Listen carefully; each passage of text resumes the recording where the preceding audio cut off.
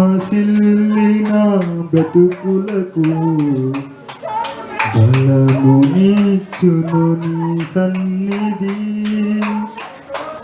కృంగియున్న మనసులను లేవనెత్తును నీ సన్నిధి. లేవనెత్తును నీ సన్నిధి. నిజమే కదా, కృంగి ఉన్న మనసులను లేవనెత్తి ఆయన సన్నిధే కదా. సొమ్మసిల్లిన బ్రతుకులను బలనిచ్చేది ఆయన సన్నిధే కదా.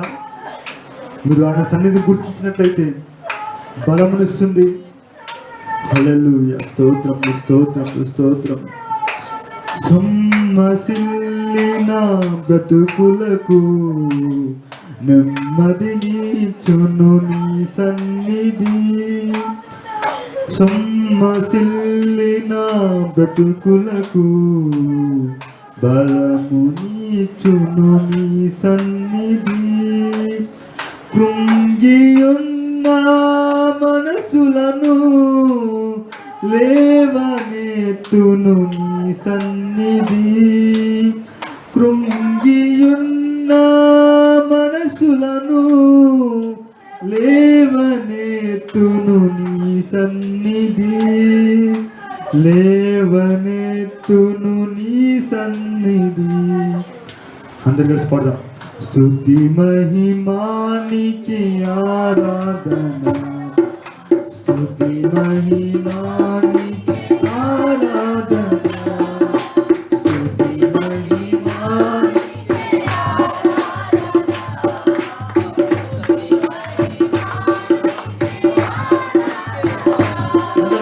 స్తుతి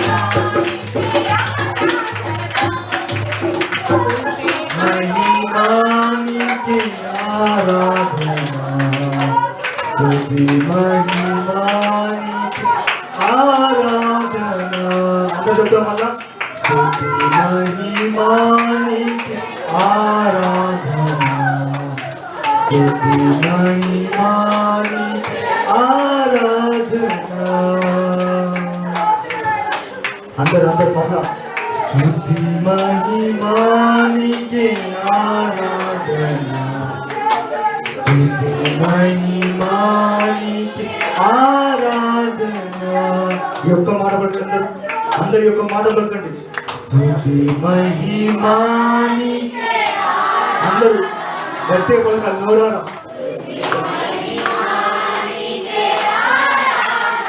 అందరూ ఇక్కడ మళ్ళీ మళ్ళీ నీకే ఆరాధన, స్తుతి మహిమానికి బాబా చెప్తాం.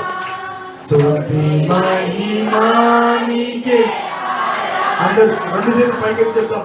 స్తుతి మహిమానికి ఆరాధన, స్తుతి మహిమానికి ఆరాధన, స్తుతి మహిమానికి ఆరాధన, స్తుతి మహిమానికి ఆరాధన. హల్లెలూయా హల్లెలూయా. అందరూ స్తుతులు చెల్లించండి. దేవుడు మన పట్ల చేసిన ప్రతి మేలును సన్నిధిలో మనము దేవుని స్తుతించవలసిన వారమై ఉన్నాం. ఆయన మహిమ, ఆయన తేజస్సు, ఆయన ప్రభావమును బట్టి మనము ఆయన సృష్టికర్త అయిన దేవుడు కాబట్టి, ఆయన నిజమైన దేవుడు కాబట్టి, మనల్ని రక్షించిన దేవుడు కాబట్టి, మన కొరకు ప్రాణం పెట్టిన దేవుడు కాబట్టి మనమందరము కూడా ఆయన స్తుతించవలసిన వారమై ఉన్నాం. ఏ ఒక్కరు కూడా మౌనముగా ఉండకుండా ఆయన చేసిన మేలును బట్టి, ఉపకారాలు బట్టి, ఆయన రక్షణ పాత్రను చేతపట్టుకొని ఆయన స్తుతించండి. హృదయమంతటితో ఏ ఆలోచనలు రానివ్వదు. దేవుని సన్నిధిలో మనం ఉన్నాం. దేవుని సన్నిధి ఎంతో ఆశీర్వాదకరమైనది కాబట్టి దేవుని సన్నిధిలో మనం దేవుని ధ్యానించేవారిగా, దేవుని వాక్యములు ధ్యానించేవారిగా ఉండాలి. కానీ దేవుని మీద మన దృష్టి ఉండాలి. కానీ ఇంటి వైపు కానీ మన పరిస్థితులు బట్టి కానీ మన శ్రమలు ఇబ్బందులు బట్టి కానీ మరి దేనిని బట్టి కూడా మనం ఆలోచన చేయకూడదు. ఆయన మందిరం ఆయన మహిమతో నింపబడి ఉంది కాబట్టి మనమందరము కూడా ఆయన స్తుతించవలసిన వారమై ఉన్నాం. చిన్న ప్రార్థన చేయండి.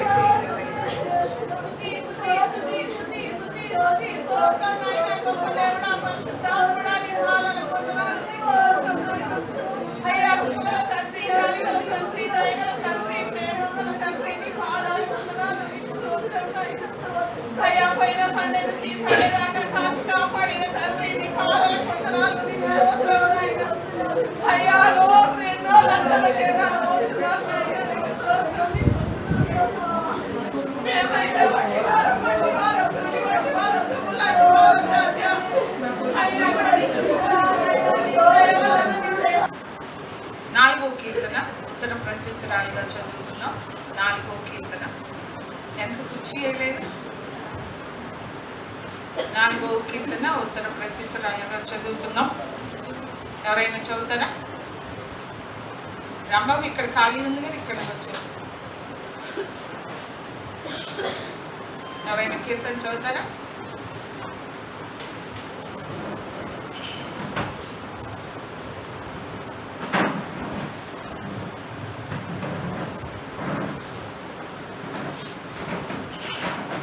నా నీతికి ఆధారముకు దేవా,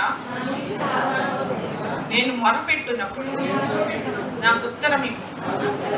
ఇరుకులో నాకు విశాలత కలుగు చేసిన వాడవు నీవే. నన్ను కరుణించి నా ప్రార్థన అంగీకరించు. నరులారా, ఎంతకాలము నా గౌరవమును అవమానముగా మార్చెదరు? ఎంతకాలము వ్యర్థమైన దానిని ప్రేమించెదరు? ఎంతకాలము అబద్ధమైన వాటిని వెదకెదరు? యెహోవా తన భక్తులను తనకు ఏర్పరచుకొనుచున్నాడని తెలుసుకొనడి. నేను యెహోవాకు మొరపెట్టగా ఆయన ఆలకించును. భయము నుండి పాపము చేయకుడి. మీరు పడకల మీద ఉండగా మీ హృదయములలో ధ్యానము చేసుకొని ఓరకుండుడి. నీతియుక్తమైన బలులు అర్పించుచు యెహోవాను నమ్ముకొనుడి. మాకు మేలు చూపు వాడెవడని పలుకువారు అనేకులు. యెహోవా, నీ సన్నిధి కాంతి మా మీద ప్రకాశింపచేయము. వారి ధాన్య ద్రాక్షారసములు విస్తరించిన నాటి సంతోషము కంటే అధికమైన సంతోషము నీవు నా హృదయములో పుట్టించితివి. యెహోవా, నెమ్మదితో పండుకొని నిద్రపోవుదును. నేను ఒంటరిగా ఉండినను నీవే నన్ను సురక్షితముగా నివసింపచేయుదువు. దేవుడి వాక్యము దీవించి ఆశీర్వదించుగాక. ఆమేన్. ఇక్కడ దావీదు భక్తుడు అంటున్నాడు, మనకి ఆధారం ఎవరంట? మన నీతికి ఆధారమైన వాళ్ళు ఎవరు? మనకి నీతిని ఇచ్చింది ఎవరు? నీతిమంతులుగా తీర్చింది ఎవరు? యేసు ప్రభు. మన నీతికి ఆధారము ఆయనే. అందుకని దావీదు భక్తుడు అంటున్నాడు, నా నీతికి ఆధారమగు దేవా, నేను నీకు మొరపెట్టుచున్నాను. ఇరుకులో నాకు విశాలత కలుగ చేసిన వాడు నీవే. మనం ఇరుకుల్లో ఉండవచ్చు, ఇబ్బందుల్లో ఉండవచ్చు, శ్రమల్లో ఉండవచ్చు, శోధనలో ఉండవచ్చు. కానీ మనకి ఏమిస్తాడంట? మనం ఇరుకులో ప్రార్థన చేసినప్పుడు విశాలమైన స్థలాల్లోకి మనల్ని నడిపిస్తాడు. అది నమ్మాలి. ప్రతి ఒక్కటి కూడా నమ్మాలి. దేవుని మాటని మనము నమ్మాలి. మనకు అనేక సందేహాలు రావచ్చు, కొన్ని విషయాలు మనకు అర్థం కాకపోవచ్చు. మనకి అర్థం కాకపోయినా సరే మనము దేవుడు చెప్పిన మాటను మనం ఏం చేయాలి? నమ్మాలి. దేవుని మాట మీద మనం విశ్వాసం ఉంచాలి. అందుకని మనం ఇరుకులో విశాలత కలుగు చేసే దేవుడు ఆయన ఒక్కడే. నన్ను కరుణించి నా ప్రార్థన అంగీకరించు. అంతేగాని మన మంచితనాన్ని బట్టి దేవుడు అంగీకరించడు మన ప్రార్థన. పరిసయ్యులు చేసిన ప్రార్థన లాంటి ప్రార్థన మనం చేయకూడదు. రవ్వా, నేను మంచిదాన్ని, మంచివాడని, వాళ్ళు అలాంటి వాళ్ళు, వీళ్ళు అలాంటి వాళ్ళు, నేను అలాగ ఉండకుండా నన్ను ఇలా ఉంచావు అని చెప్పి ఎదుటి వాళ్ళని తృణీకరిస్తూ నిన్ను నువ్వు హెచ్చించుకోకూడదు. నా రాత్రి చెప్పాడు దేవుడు హెస్కేల్ ఏమని పిలుస్తున్నాడు? నరపుత్రుడా. ఏమని పిలుస్తున్నాడు? నువ్వు నరపుత్రుడివే. నీకు ఎలాంటి దర్శనాలు వచ్చినా, ఎలాంటి స్థాయిలో ఉన్నా, ఎలాంటి స్థితిలో ఉన్నా, ఎలాంటి నీకు తలాంతులు ఉన్నప్పటికీ కూడా నువ్వు ఎలాంటి వాడివి? నువ్వు చేతగాని వాడవే, నువ్వు బలహీనుడివే, మట్టిలో నుంచి తీయబడిన వాడివే. అందుకనే నువ్వు నరపుత్రుడివే. అందుకనే 90 సార్లు పైన యెహెజ్కేలు గ్రంథంలో నరపుత్రుడా నరపుత్రుడా అని. హల్లెలూయా. మనల్ని చక్కగా నిలబెట్టే వాళ్ళు ఎవరో? దేవుడే. నువ్వు చక్కగా నిలబడు అంటున్నాడు దేవుడు. హల్లెలూయా. అందుకని మనకున్న వాటిని బట్టి మనం అతిశయిస్తూ నేను చేసే ప్రార్థన. కొంతమంది అంటారు, చాలా ఆశ్చర్యం. ఇంతకుముందు నేను యేసుగూడలో ఉన్నప్పుడు ఒక ఆమె అనేది అంటే అప్పుడు ఎక్కువ ప్రతి ఇంటికి తిరిగేవాళ్ళం ఎక్కువ.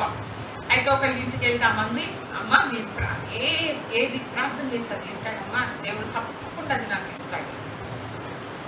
ఏముందంటే ఆమెకు తలాంతు. ఏ తలాంతు ఉంది? నేను ఏది అడిగితే అది ఇస్తాడు అని అన్నప్పుడు, నువ్వు అది నమ్మినప్పుడు, తర్వాత ఆమె ఏమందో తెలుసా? మా అబ్బాయి లారీల్లో చాలా నష్టపోయాడమ్మా, ప్రార్థన చేయండి. లారీలో వ్యాపారం చేస్తాడు, ఎప్పుడు లారీలపై నష్టపోతున్నాడు, ప్రార్థన చేయండి. మరి ముందు చెప్పిన మాట దానికి ఏమన్నా? నువ్వు ప్రార్థన చేస్తే ప్రతి ఒక్కటి ఇస్తాడని నువ్వు అంత కరెక్ట్గా చెప్పినప్పుడు, నువ్వు నమ్మినప్పుడు నువ్వేమైనా ప్రార్థన చేయాలా? కొడుకు గురించి చేయాలి. అంతేకాదు, దేవుడు ఏది చెప్తే అది నాకు చేస్తాడు, అన్ని విషయాలు నాకు చేస్తాడని నీకు నమ్మకం, విశ్వాసం ఉన్నప్పుడు నువ్వేం చేయాలి? నశించిపోయే ఆత్మల కొరకు. నీ బంధువులు ఉన్నారు, నీ రక్త సంబంధులు ఉంటారు, నీ ఇరుగు పొరుగు వారు ఉంటారు. వాళ్ళ గురించి ఎందుకు ప్రార్థన చేయట్లేదు? దేవుడు నువ్వు ఏది అడిగితే అది ఇస్తున్నాడు కదా. నువ్వు సాక్ష్యం ఏమని చెప్తున్నావు? నేను దేవుడు ఏది అడిగితే అది నాకు ఇస్తున్నాడని నువ్వు సాక్ష్యం చెప్పినప్పుడు నువ్వేమని ప్రార్థన చేయాలి? నీ ఇంట్లో వాళ్ళు నమ్ముకోలేదు, నీ బంధువులు, నీ స్నేహితులు నమ్ముకోలేదు, నీ ఇరుగు పొరుగు వారు నమ్ముకోలేదు. అప్పుడు నువ్వు ఎలాంటి ప్రార్థన చేయాలి? నువ్వు ప్రార్థన చేస్తే వింటున్నాడు, కార్యం చేస్తున్నాడని నువ్వు సాక్ష్యం చెప్పినప్పుడు నువ్వు ఎలాంటి ప్రార్థన చేయాలి? చాలా మందిని కూడా నేను విన్నాను, నేను ఏది అడిగితే అది ఇస్తాడు అన్నప్పుడు నశించిపోయి ఆత్మల కొరకు ప్రార్థన చేయండి. నీ ఇంట్లో ఉన్నారు, నీ ఇరుగు పొరుగు వారి మధ్యలో ఉన్నారు, రక్షణ లేని వాళ్ళు ఎంతో మంది ఉన్నారు. కానీ మనకున్న దానిని బట్టి నువ్వు అతిశయించకూడదు. ఎందుకు ఆలకిస్తున్నాడు? ఒకవేళ వింటున్నాడేమో, నిజంగానే చేస్తున్నాడేమో, చేస్తే దానిని బట్టి నువ్వు అతిశయించకూడదు. నీకున్న దానిని బట్టి నువ్వు అతిశయించకూడదు. మీరు నీతిమంతులని మీకు కనాన్ దేశాన్ని మీకు ఇవ్వటం లేదు, లేకుంటే యాజకత్వం మీకు ఇవ్వటం లేదు, లేవీయులతో అంటాడు దేవుడు. ఇశ్రాయేలు ప్రజలతో అంటాడు, మీరు మంచివారని మీకు ఆ కనాను దేశాన్ని నేను ఇవ్వటం లేదు, మీరు నీతిమంతులో మంచి వాళ్ళను నేను ఇవ్వటం లేదు. నా దయ చొప్పునే. దేని చొప్పునిస్తాడు? ఆయన దయ ఉండాలి, ఆయన కరుణ ఉండాలి, ఆయన కనికరం ఉండాలి. అంతేగాని నేను చేస్తే దేవుడు ఏదైనా నాకు ఇస్తాడు, ఏదైనా నాకు చేస్తాడు ఉండకూడదు. అతిశయం. దాన్ని బట్టి నువ్వు ఇంకా తగ్గించు, ఇంకా నువ్వు కన్నీరు కార్చు. దావీదు దావీదు భక్తుడు అన్నాడు, నన్ను కరుణించి నా ప్రార్థన అంగీకరించు. ఏమంటున్నాడు అక్కడ? నన్ను కరుణించి నా ప్రార్థన. ఆయన కనికరించి మన ప్రార్థన అంగీకరించాలే కానీ నువ్వేదో వాక్యం అంతా తెలిసి ప్రార్థన చేస్తున్నావనో, లేకుంటే నీకు జ్ఞానం ఉందనో, నీకు తెలివి ఉందనో నీ ప్రార్థన అంగీకరించటం లేదు. ఆయన కనికరం, ఆయన కరుణ. సమరయుడు ఏమని ప్రార్థన చేస్తున్నాడు? సుంకరి ఏమని ప్రార్థన చేస్తున్నాడు? నాకు అర్హత లేదు, అసలు కన్ను ఎత్తటానికి కూడా ఆయనకి ధైర్యం చాలేదు. అలాంటి ప్రార్థన మనం చేయాలి. హల్లెలూయా. ఎలాంటి ప్రార్థన? దావీదు అన్నాడు, నన్ను కరుణించిందా, నీ కరుణను బట్టి నా ప్రార్థన అంగీకరించని మనం ప్రార్థన చెయ్యాలి. కానీ మనకున్న వాటిని బట్టి మనం అతిశయించి, నా ప్రార్థన దేవుడు వింటాడు. దానిని బట్టి నువ్వు అతిశయించుకోడు, గర్వించుకోడు. నరులారా, ఎంతకాలం నా గౌరవమును అవమానంగా మార్చెదరు, ఎంతకాలం వ్యర్థమైన దాన్ని ప్రేమించెదరు, ఎంతకాలం అబద్ధమైన వాటిని వెదకెదరు. ఎన్నోసార్లు చెప్పాను కదా ఈ కీర్తన గురించి. ఏంటంట? నరులారా. మనం అందరం ఎవరమంట? నరులు. మట్టిలో నుండి తీయబడ్డం, మళ్ళీ మట్టిలోనే కలిసిపోతాం. నరుడు. ఆదాము పెట్టిన పేరేంటి? నరుడు. నరులారా, ఎంత కాలము వ్యర్థమైన దాన్ని మీరు ప్రేమిస్తారు, ఎంత కాలం అబద్ధమైన వాటిని వెతుకుతూ ఉంటారు. వ్యర్థమైన దాన్ని ప్రేమిస్తున్నాం. మనందరికీ తెలుసు కదా, ఈ లోకంలో ఉన్న సమస్తం ఏంటి? వ్యర్థం, వ్యర్థం, వ్యర్థం, వ్యర్థం. ఎవరంటారు? సొలొమోను. సూర్యుని కింద సమస్తం, ఒకటి కాదు రెండు కాదు. ఏమైనా సొలొమోనుకి ఏమన్నా ఏమి అనుభవించకుండా చెప్తున్నాడు అన్నమాట. అన్నీ అనుభవించి చెప్తున్నాడు, అన్ని కోరికలు తీర్చుకున్నాడు. తన హృదయానికి ఏది ఇష్టమైందో అది చేయకుండా మానలేదంట. తన కన్నులు ఏది చూడాలని ఆశించినాయో ఆ కన్నులు చూడకుండా ఆటంకపరచలేదంట. చూడు అని వదిలేసేసాడు సొలొమోను. నీ హృదయానికి ఏది సంతోషాన్ని కలుగు చేస్తుందో అది చెయ్యి. ఎన్నో చేశాడు సొలొమోను. ప్రసంగి గ్రంథంలో 1వ అధ్యాయంలో మనం కనుక చూస్తే ఉంటుంది, ఎన్నో చేశాడు తాను సంతోషపరచుకోవడానికి. అందుకని చివరికి ఏమంటున్నాడు? సూర్యుని కింద సమస్తం వ్యర్థం. ఆ ఒక్క మాట చాలు. ఇప్పుడు దావీదు భక్తుడు అన్నాడు, వ్యర్థమైన దాన్నే మీరు ప్రేమిస్తున్నారు. వ్యర్థం, సమస్తం వ్యర్థమే ఈ లోకంలో, ఏది శాశ్వతం కాదు. అందుకనే వ్యర్థమైన వాటిని మీరు ప్రేమిస్తున్నారు. ఎంతకాలం వాక్యం వింటున్నాం, చదువుతున్నాం, కానీ ఎంతకాలం వ్యర్థమైన దాన్ని మీరు ప్రేమిస్తారు? ఎంతకాలం అబద్ధమైన వాటిని వెతుకుతూ ఉంటారు?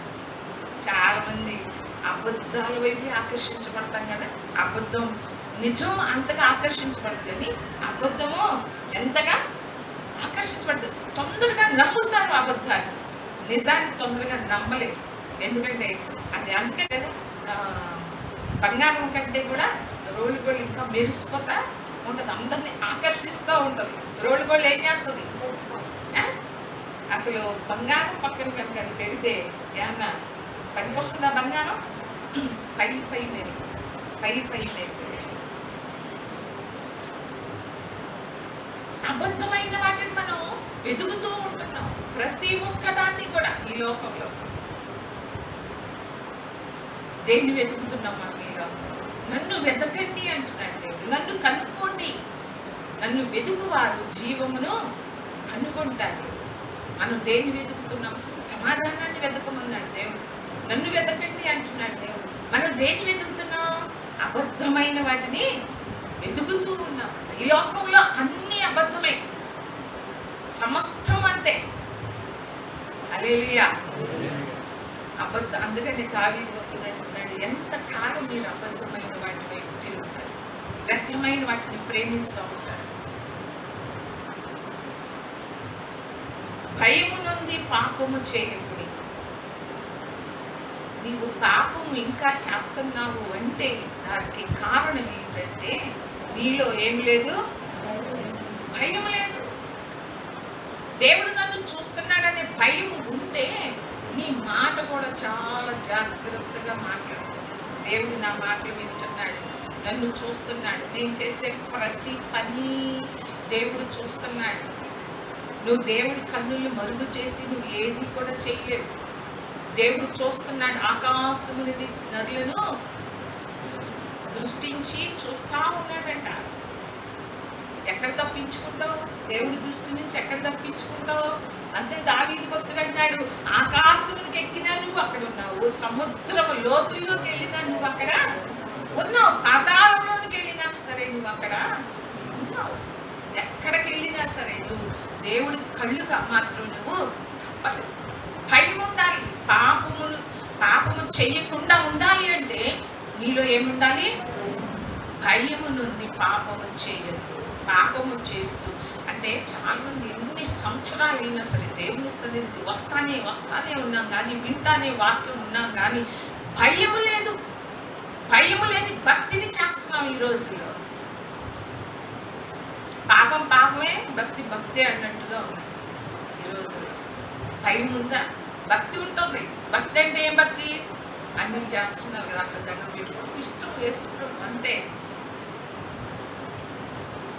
నీవు నిజంగా భయం కలిగి భక్తి కలిగి ఉన్నావు అంటే నువ్వు పాపాన్ని విడిచిపెట్టాలి. పాపాన్ని నువ్వు ఇంకా విడిచిపెట్టడం లేదు అంటే నీకు భయము లేదు. అయ్యో ఈ పాపం చేస్తే, ఈ తప్పు చేస్తే రేపు నేను నరకానికి వెళ్తాననే భయం ఉందా మనకి?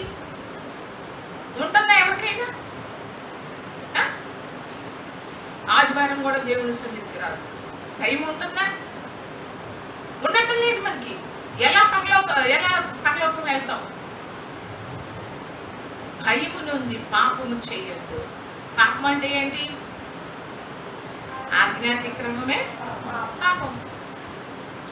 చాలా మంది అనుకుంటారు, నేను ఆ పాపం చేయట్లేదు, ఈ పెద్ద పెద్ద పాపాలు నేను ఏం చేయట్లేదు, ఏదో చిన్న అబద్ధం అవే అనుకుంటారు. ఆ చిన్న పాపమే నిన్ను రేపు పరలోకానికి వెళ్ళనీయకుండా చేస్తాను. అది నువ్వు గమనిస్తున్నావా? అది నువ్వు నమ్ముతున్నావా? అబద్ధమాడు వారందరూ నాకు అసహ్యం అంటే ఏంటి అసలు? అబద్ధమాడు వారిని నేను నశింప చేస్తాను. పాపం చేయవారందరూ నాకు అసహ్యులు. పాపం చేసేవాళ్ళు దేవుడికి ఎలా ఉంటారంటే, దేవుని దృష్టిలో ఎలా ఉంటారు? నీకు గిట్టని వాళ్ళు ఉంటారు కదా, అస్సలు గిట్టని వాళ్ళు ఉంటారు, పడని వాళ్ళు ఉంటారు. వాళ్ళు నీ ఎదురు రాగానే ఏం చేస్తావు నువ్వు? చీ అని చెప్పి మొహం మీద ఇలాంటి కొంతమంది ఉమ్మైన వేస్తారు. అదుగు మంగం చెబుతూ ఉమ్మేస్తారు. ఏం చేస్తాము? ఉమ్మేసేస్తారు. కొంతమంది ఏమో ఎంత కోపంతో మొహం తిప్పేసుకుంటారు. చీచి మొహం చూస్తేనే నాకు అస్సలు. అలాగే దేవుడు కూడా ఏమంటున్నాడంటే, పాపము చేసే వాళ్ళందరూ కూడా నాకు ఏమంట అసహ్యులు. దేవుడు అసహించుకుంటే అసలు మన బ్రతుకులు ఏ పాటి? అసలు ఏం చేస్తావు? అసలు చీ అని దేవుడు కనుక అసహించుకుంటే ఏం చేస్తావు నువ్వు? ఆ కోపము, దేవుని యొక్క కోపం, దేవుని యొక్క ఉగ్రత, దేవుని యొక్క శాపం వస్తే అవి తట్టుకోగలుగుతామా మనం? ఎందుకు ఇంకా పాపాన్ని విడిచిపెట్టకుండా ఇంకా పాపంలోనే జీవిస్తూ ఉంటాం? భయము నుండి, భయము కలిగి ఉండాలి మనం అందరం. భయము కలిగి పాపము చేయకుడి. అబద్ధములాడే వాళ్ళందరూ కూడా నశించిపోతారంటున్నాడు. ఈ రోజుల్లో అబద్ధం ఆడటానికి ఏ మాత్రం మనం ఎందుకు అసలు అది లెక్కలేనట్టు, అది మామూలు అన్నట్టుగా మనం ఉంటాం. కానీ దేవుడు అంటున్నాడు, అబద్ధం ఆడే వారందరినీ కూడా నేను నశింపచేస్తాను. భయము నుండి మీరు పాపము చేయదు. దొంగ ఏమన్నాడో తెలుసా? దొంగ ఒక్కరోజే ఆ శిలువ మీద దేవుని ప్రభువును చూసింది అప్పుడే. రెండో దొంగతో ఏమన్నాడు? దేవుడంటే నీకు భయం లేదా? ఆ దొంగ తెలుసుకున్నాడు, మనం తెలుసుకోవట్లేదు. ఇది మనకి న్యాయమే. దేవుడు అంటే నీకు భయం లేదా? నువ్వు ఎందుకు అలా మాట్లాడుతున్నావు? నువ్వు దేవునికి భయపడితే నువ్వు అలా మాట్లాడమంటున్నాడు దొంగ. నువ్వెందుకు అలా మాట్లాడుతున్నావు? నువ్వు దేవునికి భయపడవా? భయపడుతున్నామా మనం? భక్తి కాదు, భక్తి ఉండాలి, భయముతో కూడిన భక్తి ఉండాలి. కానీ కొంతమందికి భయం ఉండదు కానీ భక్తి ఉండదు, కొంతమందికి భక్తి ఉంటుంది కానీ భయము ఉండదు. అందుకని భయభక్తులు కలిగి ఉండాలంటున్నాడు దేవుడు. రెండింటిని విడదీయలేదు, భయభక్తులు కలిగి ఉండాలి. హల్లెలూయా. మీరు పడకల మీద ఉండగా మీ హృదయములలో ధ్యానము చేసుకొని ఓరకుండి. హల్లెలూయా. ఎట్లా ఉండాలంట? ఎలా ఉండాలి? ధ్యానము చేసుకొని. ఏం ధ్యానం చేసుకోవాలి?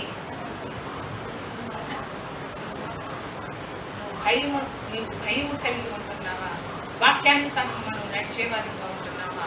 ఈ దినమంతట్లో నేను దేవునికి వ్యతిరేకంగా నేను ఏ విషయాల్లో తప్పిపోయాను అని మనం అందరము కూడా మన హృదయాల్లో మనల్ని మనం విమర్శించుకోవాలి. ఎవరి వాళ్ళు విమర్శించుకోవాలి.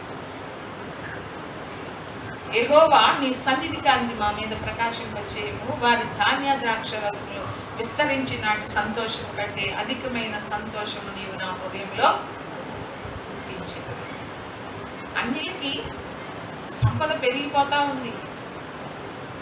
వారి ధాన్య ద్రాక్ష రసములు విస్తరించిన నాటి సంతోషము కంటే, వాళ్ళు ఎంతగా ఆశీర్వదించబడుతున్నారో, వాళ్ళకి ఎంత సంతోషం ఉందో తెలియదు కానీ వారి సంతోషం కంటే కూడా అధికమైన సంతోషము నీవు నా హృదయంలో పుట్టించావు.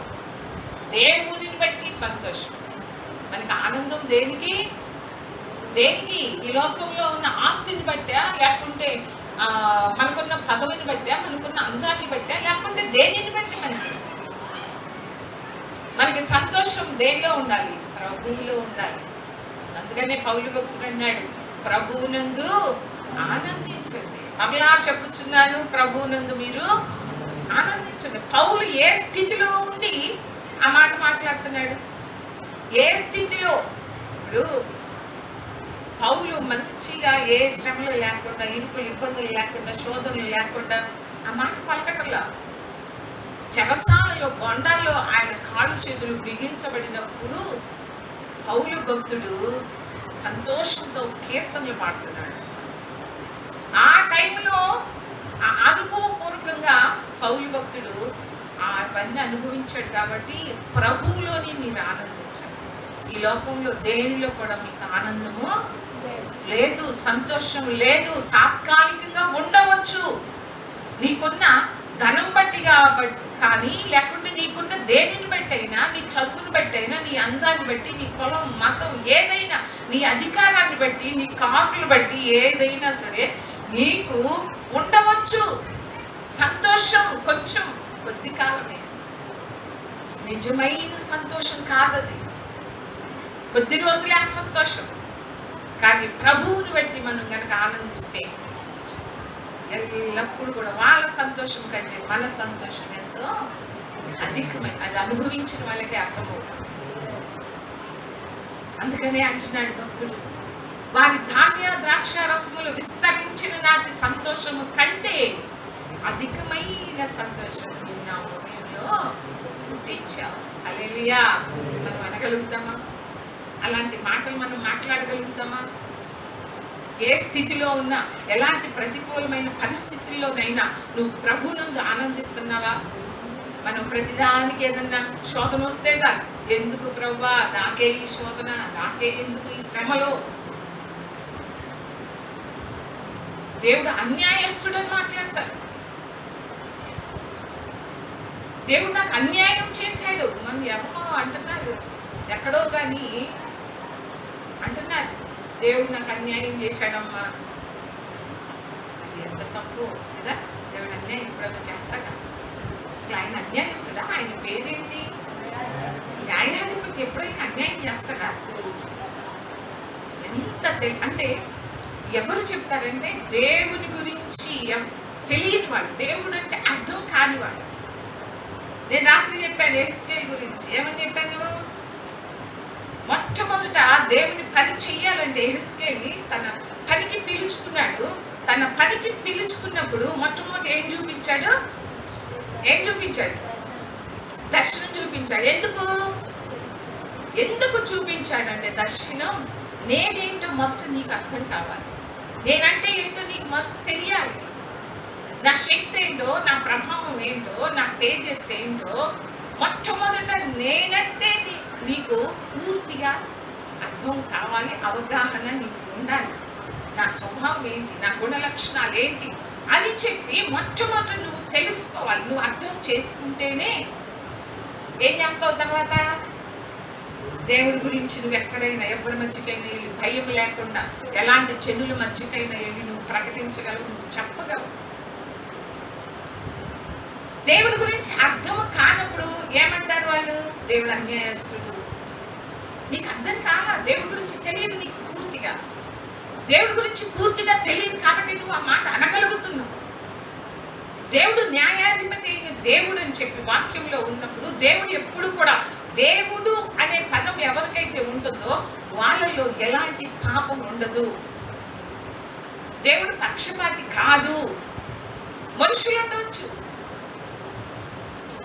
మనుషులు అన్యాయస్తులు ఉండవచ్చు, కానీ దేవునిలో ఎలాంటి లోపం కానీ, ఎలాంటి పాపము కానీ, ఏ బలహీనత కానీ ఉండదు. అలాంటి వాళ్ళే దేవుడు అని పిలుస్తారు. దేవుడు నాకు అన్యాయం చేశాడు, నువ్వేం చేస్తున్నావు, నీ పనులు ఎలా ఉన్నాయి? ఎందుకంటే దేవుడు ఎంతో ప్రేమించిన ఇశ్రాయేలు ప్రజలు ఏమని పిలుస్తున్నాడు? వాళ్ళు ఎలాంటి స్వభావం కలిగిన వాళ్ళని పిలుస్తున్నాడు? ఇశ్రాయేలు ప్రజలు. వాగ్దానాలు ఇచ్చాడు దేవుడు, ఎన్నో వాగ్దానాలు ఇచ్చాడు. సమస్త జనముల కంటే కూడా నేను ఎక్కువగా ఆశీర్వదిస్తానని చెప్పిన ఇశ్రాయేలు జనాంగాన్ని వాళ్ళ స్వభావం ఎలాంటిదంట? బ్రహ్మదండి చెట్ల లాంటి వాళ్ళు, తేళ్ల స్వభావం కలిగిన వాళ్ళు, సిగ్గుమాలిన వాళ్ళు కఠిన హృదయం. క్రొత్త నిబంధనలో కూడా ప్రభు అంటారు, వాళ్ళు అంటే తోడేళ్ల మధ్యకు మిమ్మల్ని నేను పంపిస్తున్నాను అంటాడు ప్రభు శిష్యుడు. అంటే వాళ్ళు ఎలాంటి వాళ్ళంట? ఇప్పటికీ మారలేదని. ప్రభు ఈ లోకంలో ఉన్నప్పుడు కూడా వాళ్ళు ఇంకా మారలా. వాళ్ళు ఎలాంటి వాళ్ళంట? తోడేళ్ల స్వభావం కలిగిన వాళ్ళు. అలాంటి వాళ్ళ మధ్యకి నేను మిమ్మల్ని పంపిస్తున్నాను అంటున్నాడు. యెహెజ్కేలుని కూడా దేవుడు అంటున్నాడు, అలాంటి వాళ్ళ మధ్యకి నేను పంపిస్తాను. వాళ్ళు ఏమన్నా దేవుడు తెలియని వాళ్ళ? దేవుడు తెలియని వాళ్ళ? వాళ్ళు తెలిసిన వాళ్ళు, ఎన్నో అద్భుతాలు, ఎన్నో ఆశ్చర్య కార్యాలు చూసిన వాళ్ళు. వాళ్ళ గురించి ఏమన్నాడు? వాళ్ళు తిరుగుబాటు చేసేవాళ్ళు. తిరుగుబాటు చేయటం అంటే వినకపోవటమే తిరుగుబాటు చేయటం. ఇప్పుడు మనం ఎవరు? ఏ జాబితాలో మనల్ని చేరుస్తాడు చెప్పండి? సిగ్గుమాలిన వాళ్ళు. మనం అంతేనా? ఆ జాబితాలో చేరతామా లేదా? తిరుగుబాటు చేసేవాళ్ళు మనం తిరుగుబాటు చేస్తున్నామా లేదా? చెప్పండి. అసలు ఒక్కో చూడండి. ఆ రోజు యెహెజ్కేలుతో అంటున్నాడు, వాళ్ళు తిరుగుబాటు చేసేవాళ్ళు. తిరుగుబాటు చేయటం అంటే దేవుడు చెప్పిన మాట వినకపోవటమే తిరుగుబాటు చేయటం. మనం కూడా అంటాం కదా, ఈ మాట వినకుండా తిరుగుబాటు చేస్తున్నాడు. నీ మాట వినం. ఆ యెహెజ్కేలు గ్రంథం చదవండి, ఎలా ఉంటుందో. వాళ్ళని శిక్షించినా కూడా వాళ్ళు గుణపడట్లేదు. ఎందుకు బబులోను దేశానికి వచ్చామా అని వాళ్ళు గుర్తించలేకపోతున్నారు. అయ్యో మనం తప్పు చేశాం, అందుకనే దేవుడు మనల్ని శత్రువులకి అప్పగించాడని వాళ్ళు ఇంకా మారటం లేదు, పశ్చాత్తాపం రావట్లేదు. అందుకనే దేవుడు చెబుతున్నాడు, నువ్వు వెళ్ళు. వాళ్ళు వినవని నాకు తెలుసు, కానీ నువ్వు వెళ్ళు, ప్రకటించు, చెప్పు. వాళ్ళకి వింటారా బాగుపడతారు, లేదా ఇంకా ఎక్కువ దెబ్బలు పడతాయి. ఆ చెరలో ఉన్న వాళ్ళ దగ్గరికి యెహెజ్కేలు పంపించి చెప్పిస్తున్నాడు, మీరు ఎందుకు ఈ బబులోను దేశానికి తీసుకురాబడ్డారు, శత్రు దేశానికి ఎందుకు తీసుకురాబడ్డారు? వచ్చిన తర్వాత మీరేమన్నా మారారా? మీరు మారితే మీ జీవితాలు ఆశీర్వాదకరంగా ఉంటాయి, దీవెనకరంగా ఉంటాయి. మారకపోతే ఇంకా ఎక్కువ శిక్ష మీకు వస్తుంది అని చెప్పి వెళ్ళి ప్రకటించమంటారు. ఇంకా దేవుడు అంటున్నాడు ఎహెజ్కేలు తోటి, వాళ్ళు తిరుగుబాటు చేసినట్టు నీవు కూడా తిరుగుబాటు చెయ్యకుండా. ఏమన్నాడు? వాళ్ళు చేస్తున్నారు ఎహెజ్కేలు, నరపుత్రుడా, వాళ్ళు చేస్తున్నారు తిరుగుబాటు. వాళ్ళ మధ్యకే నేను పంపిస్తున్నా. నేను సెలవిచ్చిన మాట, నేను ఏ మాట నీ నోట పెట్టానో ఆ మాట వెళ్ళి తీసుకెళ్ళి వాళ్ళకి చెప్పు. అది ఎంత కఠినమైన మాటో తెలుసా? కఠినమైన పరిచర్యో తెలుసా? ఆ సేవ ఎంత కష్టమైందో తెలుసా? నువ్వు చస్తావు, నువ్వు పాపం మానేయి, దేవుడు నీ మీదకి శిక్ష పంపిస్తున్నాడని చెప్తే వాళ్ళు ఏమంటారు? వింటానా? నువ్వు ఆశీర్వదించబడతావు, నీకు మేలు చేస్తాన్నాడు దేవుడు, అది చేస్తాన్నాడు, ఇది చేస్తాన్నాడు, నీకు పెళ్ళి అవుతుందంట, నీకు ఉద్యోగం వస్తుందంట, ఇవన్నీ చెప్తే వింటారు. కానీ నీ పాపం మానుకో అంటే ఎవరైనా ఇష్టపడతారా? ఎవరి దగ్గరికన్నా వెళ్ళి, అమ్మా నువ్వు ఇలాంటి పని చేస్తున్నావు, అయ్యా నువ్వు ఇలాంటి పని చేస్తున్నావు, ఈ పాపం మానేయి, లేకుంటే శిక్ష నీ మీదకి వస్తుంది, దేవుడు నిన్ను నాశనం చేస్తాడు అంటే ఏం చేస్తాడు? ఎదుటాడు ప్రాణం తీయటానికి కూడా వెనుదీయలేదంట వాడికి. ఇర్మియాని చంపేయాలని గోతులో పడేశారు. నేను చెప్పాను కదా, ఇర్మియా నేను పుట్టిన దినం లేకుండా ఉంటే ఎంత బాగుండు, ఆ దినాన్ని శపించుకుంటున్నాడు ఇర్మియా. అంటే అంత ఆ సేవ ఎంత, ఒక ప్రవక్త యొక్క సేవ ఎంత కఠినమైందో, ఎంత కష్టమైందో వాళ్ళ గురించి నేను చదివితే మీకు అర్థమవుతుంది. చెబితే వీళ్ళతో బాధ, చెప్పకపోతే దేవుడితో బాధ. చెప్పకపోతే దేవుడు ఊరుకోడు. నువ్వు వెళ్ళి చెప్పు, నిన్ను కావలిగా ఉంచాను, నువ్వు వెళ్ళి చెప్పు. చెప్తేనేమో వాళ్ళతో బాధ, వాళ్ళు తిడతారో కొడతారో చంపుతారో కూడా తెలియదు. అలాంటి ప్రజల మధ్య వెళ్ళి ప్రకటించమంటున్నాడు. హల్లెలూయా. కానీ వాళ్ళు ఎప్పుడన్నా దేవునికి తిరుగుబాటు చేశారా? దేవుని మీద ఎప్పుడన్నా చేశారా?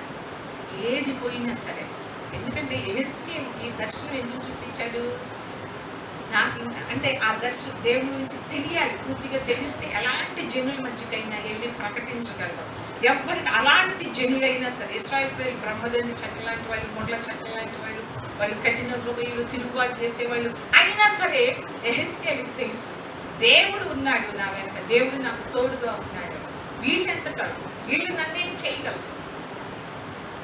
ఆ దర్శనం చూసినప్పుడు ఆ దర్శనము ఎహెజ్కేలుకి ఏమిస్తుంది? ధైర్యాన్ని ఇస్తుంది, భయపడకుండా ప్రకటించేలాగా చేస్తుంది ఆ దర్శనం. హల్లెలూయా. కాబట్టి ఇప్పుడు దేనికి చెప్పాను? అధికమైన సంతోషం దేవునిని బట్టి. వీళ్ళందరూ దేవుని పని చేశారు అంటే ఈ లోకం వైపు చూడలా, ఆ సేవలోనే వాళ్ళకి నిజమైన ఆనందం ఉంది. పౌలు భక్తుడు కూడా అంతే, ఆనందించండి అని కీర్తనలు పడుతున్నాడు చెరసాల్లో ఉండి. మనము ఆ స్థితిలో ఉంటే మనము చెయ్యగలమా? ఆ సంతోషం కావాలి మనకి. ధనాన్ని ఇచ్చినప్పుడు సంతోషిస్తాం, పిల్లలు పుట్టినప్పుడు సంతోషిస్తాం, పెళ్ళిళ్ళు అయినప్పుడు సంతోషిస్తాం, సాక్ష్యాలు చెప్తాం, అన్నీ చెప్తాం. కానీ ఒక బాధ వచ్చినప్పుడు, ఒక శ్రమ వచ్చినప్పుడు సాక్షి చెప్పం. మనం చెప్తాం ఎవరన్నా? ఎందుకని సాక్ష్యం చెప్పం? ఈ పరిస్థితుల్లో దేవుని బట్టి నేను ఆనందిస్తున్నా, నేను సంతోషిస్తున్నా. నా జీవితంలో ఎన్నో ఉండవచ్చు, కానీ నా హృదయం సంతోషంతో సమాధానంతో ఉంది. ఎవరైనా చెప్పగలమా? నిజంగా దేవుని బట్టి మనం ఆనందిస్తే నీ ప్రతికూలమైన పరిస్థితుల్లో కూడా నువ్వు ఆనందిస్తావు. ఆ పరిస్థితులను బట్టి, ఆ స్థితిని బట్టి, నీ లేమిని బట్టి కావచ్చు, నీ కలిమిని బట్టి కావచ్చు, ఏ స్థితిలోనైనా సరే నీవు సంతోషంగా ఉండటం, ఆనందంగా ఉండటం నేర్చుకుంటావు. హల్లెలూయా. కాబట్టి దావీదు భక్తుడు అంటాడు, నెమ్మదితో పండుకొని నేను నిద్రపోతాను, నెమ్మది, సమాధానం. నిద్రపోతాను, నేను ఒంటరిగా ఉండినను నీవే నన్ను సురక్షితంగా నివసింపచేస్తావు. హల్లెలూయా. దావీదుకి అంత నమ్మకం, దావీదుకి అంత విశ్వాసం దేవుడి మీద. ఎందుకంటే దేవుడు అంటే ఏంటో పూర్తిగా తెలుసు దావీదుకి. ఎందుకంటే బాల్యం నుండి కూడా దేవునితో సహవాసం చేశాడు దావీదు. ఎవరితో సహవాసం చేశాడు? ఇప్పట్లాగా అన్నిలతో చేయలేదు దావీదు. ఎంతో మంది ఉండొచ్చు. ఇప్పుడు గొర్రెల్ని కాసుకుంటూ ఆ అడవుల్లోకో ఎక్కడికో వెళ్ళినప్పుడు దావీదు ఒక్కడే ఉంటాడా? చుట్టుపక్కల ఎన్నో మందలు ఉంటాయి, ఎంతో మంది కాపలా కాస్తా ఉంటారు. కానీ దావీదు ఎవరితో కూడా సహవాసం చేయలే. ఆ గొర్రెల్ని కాసుకుంటూ దేవునితోనే సహవాసం చేశాడు. అందుకని దేవుడు నా హృదయానుసారి, బాల్యము నుండి కూడా దేవునితో సహవాసం చేసి దేవుని యొక్క హృదయానుసారిగా మారాడు. హల్లెలూయా. దేవునికి ఏది ఇష్టమో అదే చేస్తున్నాడు దావీదు. అందుకని నా హృదయాన్ని అనుసరించి నడుచుకునేవాడు దావీదు. దావీదుకి రాలేదా కష్టాలు? ఎన్ని కష్టాలు వచ్చినాయి. వాడికి వచ్చిన దాంట్లో మనం చేసిన దాన్ని బట్టి మనకి కష్టాలు, కానీ మనం చేసిన తప్పుడు పనులు బట్టి కానీ, తప్పిపోయిన స్థితిని బట్టి కానీ మనకి వస్తాయి. కానీ ప్రభువుని బట్టి ఎప్పుడైనా నిందించబడ్డారా?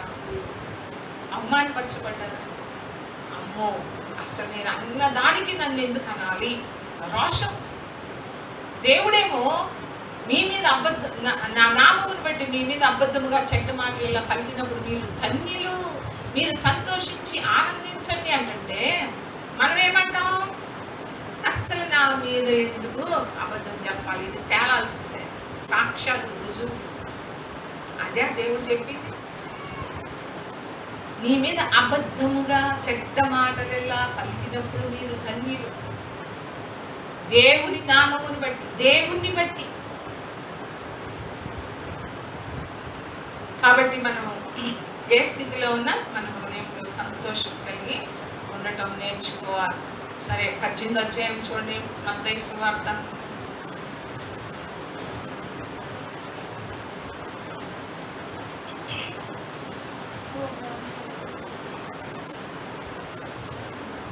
పద్దెనిమిదో అధ్యాయము 1వ వచనం నుండి.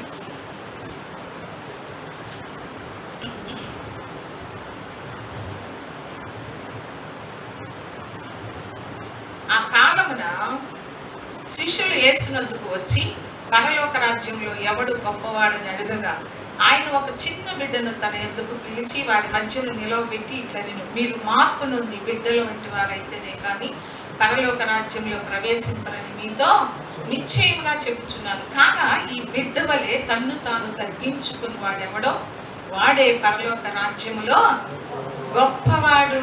హల్లెలూయా. ఎలా ఉండాలంట? మార్పు గురించి చెప్పాను కదా పోయిన వారం. ఎలా మార్పు వస్తుంది మనలో? ఆ మార్పు ఎలాంటి మార్పుగా ఉండాలి?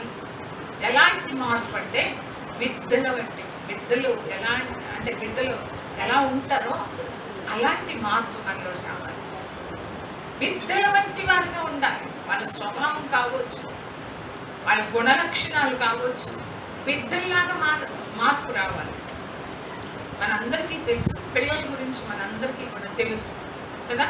ఒక 4-5 సంవత్సరాల్లో పిల్లలు ఎలా ఉంటారు?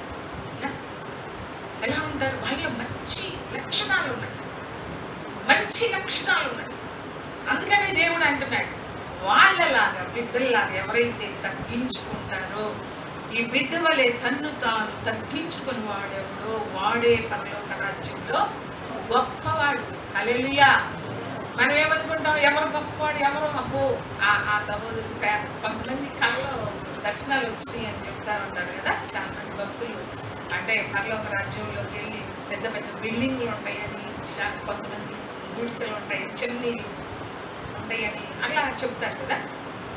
మనం ఎవరు కానీ అనుకుంటాం, అబ్బో దేవుడు నాకు పెద్ద ఇస్తాడు అని అనుకుంటాం. అలానే శిష్యులు కూడా ఏమనుకుంటారు? ఆ రోజుల్లో శిష్యులు కూడా అదే వచ్చింది. పరలోక రాజ్యంలో అసలు ఎవడు గొప్పవాడు? అసలు అందరికంటే ఎక్కువ ఎవరు ఉంటారు? ఎవరు గొప్పవాడు అని చెప్పి. ఎందుకంటే వాళ్ళకి ఆలోచన రావడానికి ఒక కారణం ఉంది. ఎందుకంటే కుటుంబాన్ని విడిచిపెట్టి వచ్చారు, వాళ్ళ చేతి పనులు విడిచిపెట్టి వచ్చారు, అన్నీ విడిచిపెట్టి వచ్చారు, దేవుణ్ణే వెంబడిస్తున్నారు.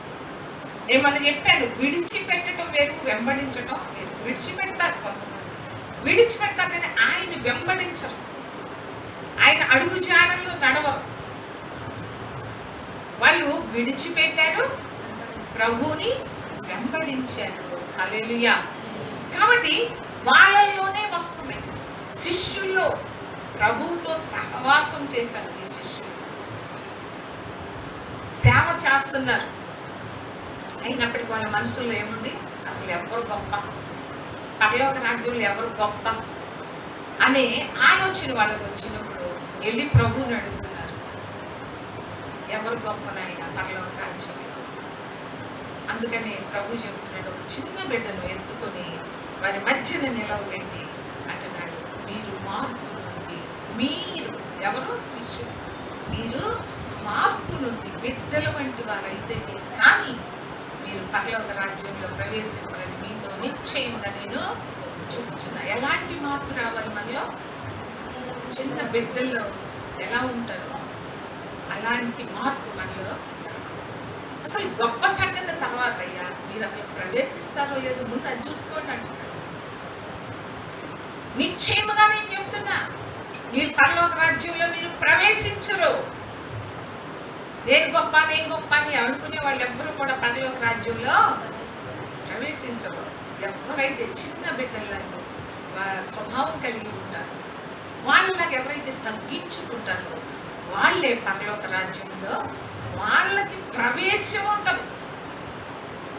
ఇక్కడ దేవుడు ప్రవేశం గురించి చెప్తున్నాడు. లోపలికి వెళ్ళినాక దాని గురించి కాదు, ఆ స్థాయి గురించి కాదు, ఆ గొప్ప గురించి కాదు చెప్తుంది. ముందు మీరు ఇలా మారితేనే ఆ ప్రవేశం అనేది మీకు దొరుకుతుంది. ప్రవేశించిన తర్వాత అప్పుడు సంగతి, అప్పుడు నువ్వు అడగకపోయినా కూడా నీకు ఇచ్చే దేవుడు ఇస్తాడు. నీ ఈ లోకంలో నువ్వు జీవించిన జీవితాన్ని బట్టి, నీ క్రియలను బట్టి, నువ్వు ఎంతగా దేవునికి లోబడ్డావో అని దానిని బట్టి దేవుడు నీకు అక్కడ ప్రతిఫలం ఇస్తాడు. నువ్వు అడగాల్సిన అవసరం లేదు, ఎవరు గొప్ప అని నువ్వు అడగాల్సిన అవసరం లేదు. అందుకనే ప్రభు అంటున్నాడు, ముందు ప్రవేశం గురించి ఆలోచించండి. మీరు ప్రవేశిస్తారా లేదని ఆలోచించండి.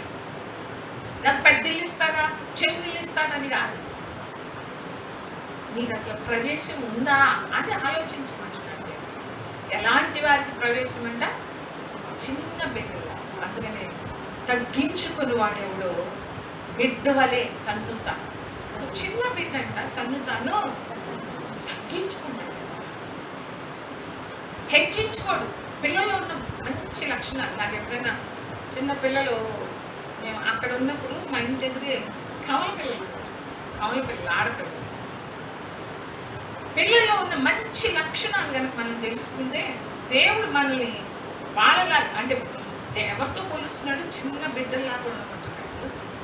వాళ్ళ యొక్క లక్షణాలు ఏంటి, వాళ్ళలో ఉన్న మంచి ఏంటి, వాళ్ళ స్వభావం ఏంటి మనం తెలుసుకుంటే మనం కూడా పరలోక రాజ్యంలో మనకు కూడా ప్రవేశం అనేది ఉంటుంది, లేకుంటే ఉండవు. మొట్టమొదట వాళ్ళలో అంటే పిల్లల్లాగా, అంటే మన ఆలోచన మారాలి. మన ఆలోచన విధానం ఎలా ఉండాలంట? బిడ్డల్లాగా మారాలి మన ఆలోచన. మొట్టమొదట వాటిలో ఏముండదంటే అతిశయం ఉండదు. ఏముండదు? అతిశయం అస్సలు ఏముండదు. మీరు పిల్లల్ని ఎవరినైనా ఒక 4-5 సంవత్సరాల పిల్లల్ని గమనించండి, వాళ్ళలో అతిశయం అనేది ఉంటుందా? ఎక్కడైనా హెచ్చించుకోవటం అనేది ఉంటుందా? నేను గొప్పవాడును, నాకు ధనం ఉంది, మా అమ్మ మా నాన్న పెద్ద పదవిలో ఉన్నారు, నాకు అధికారం ఉంది, ఈ అధికారం ఉంది, లేకుంటే నేను అందంగా ఉంటాను, లేకుంటే మా కులం ఇది, మీరు మా కులం కాదు, మీరు ఇంకా తక్కువ కులం వాళ్ళు, మీరు అది ఇది, నీకు డబ్బు లేదు, నీకు ధనం లేదు, నీకు కారు లేవు, నీకు బిల్డింగ్ లేవు అంటాడా? అది ఏమీ ఉండదు. స్కూల్కి వెళ్తే ఎవరితో ఫ్రెండ్షిప్ చేస్తాడు? చూస్తాడా? ఎవరు ఉన్నవాళ్ళు, ఎవరు అందమైన వాళ్ళు అని చూస్తాడా? చూడడు. అందరూ సమానమే, అందరూ సమానమే. ఆ చిన్నవాడికి స్కూల్లోకి వెళ్ళిన తర్వాత అందరితో కలిసిపోతాడు చిన్న కుమారుడు.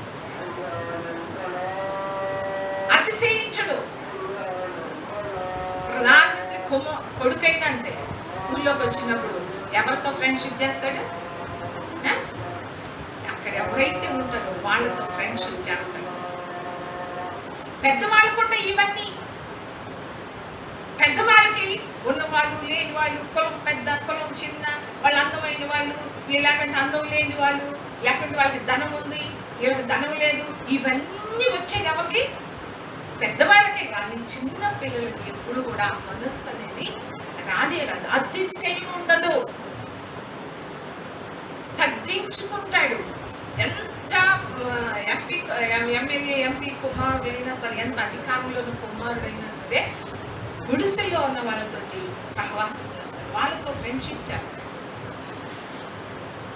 అవునా కాదా? సత్యమన్నది. ఎందుకు బిడ్డల్లాగా ఉండాలంటాడు? ఏ గొప్ప గొప్ప గొప్ప భక్తుల్లాగా మారాలని చెప్పలా. వాళ్ళలాగా అబ్రహాం లాగా ఉండమని, లేకుంటే ఇస్సాకు లాగా ఉండమని, లేకుంటే యాకోబు లాగా ఉండమని, దానియేలు ఉన్నాడు, దావీదు ఉన్నాడు, గొప్ప గొప్ప భక్తులు ఉన్నారు. మీరు మార్పు నుండి వాళ్ళలాగా ఉండాలని చెప్పలేదు దేవుడు. ప్రభు ఎవరిలాగా ఉండాలంట? చిన్న బిడ్డల్లాగా. అలా మార్పు రావాలి మనలో. శిష్యులకే మార్పు అవసరం అయితే మనకి ఎంత అవసరమో. అతిశయించకూడదు. మనకున్న దాన్ని బట్టి మనము ఒకవేళ దేవుడు తన కృపను బట్టి ఇచ్చాడు, ఆయన దయను బట్టి నీకు ఇచ్చాడేమో. ఏదైనా సరే నీకు ఇచ్చిన తలాంతు ఏదైనా సరే ఆయన దయను బట్టి నీకు ఇచ్చాడు. కానీ నువ్వేదో పెద్ద గొప్పని, నువ్వేదో చేస్తావని ఇవ్వలేదు. ఏ కృపను ఇచ్చినా, ఏ కృప వరం ఇచ్చినా కూడా నువ్వు అతిశయించడానికి వీల్లేదు. నీకున్న దాన్ని బట్టి అతిశయించకూడదు, దేవుని బట్టి మనం అతిశయించవచ్చు. ఈ చిన్న బిడ్డలాగా మనలో ఎలాంటి మార్పు రావాలి అంటే, చిన్న బిడ్డలాగా బట్టి మార్పు రావాలి. వాళ్ళకి తేడాలే ఉండవు. మనం ఫ్రెండ్షిప్ చేస్తాం, సహవాసం చేస్తాం. ఈరోజు ఏళ్ళతో చేస్తేనేమో వాళ్ళతో చేస్తాం. ఈరోజు ప్రాణానికి ప్రాణం అన్నట్టుగా ఉన్న వాళ్ళు రేపు శత్రువులుగా మారిపోతారు. అలాంటి స్వభావం కలిగిన వాళ్ళ మనం.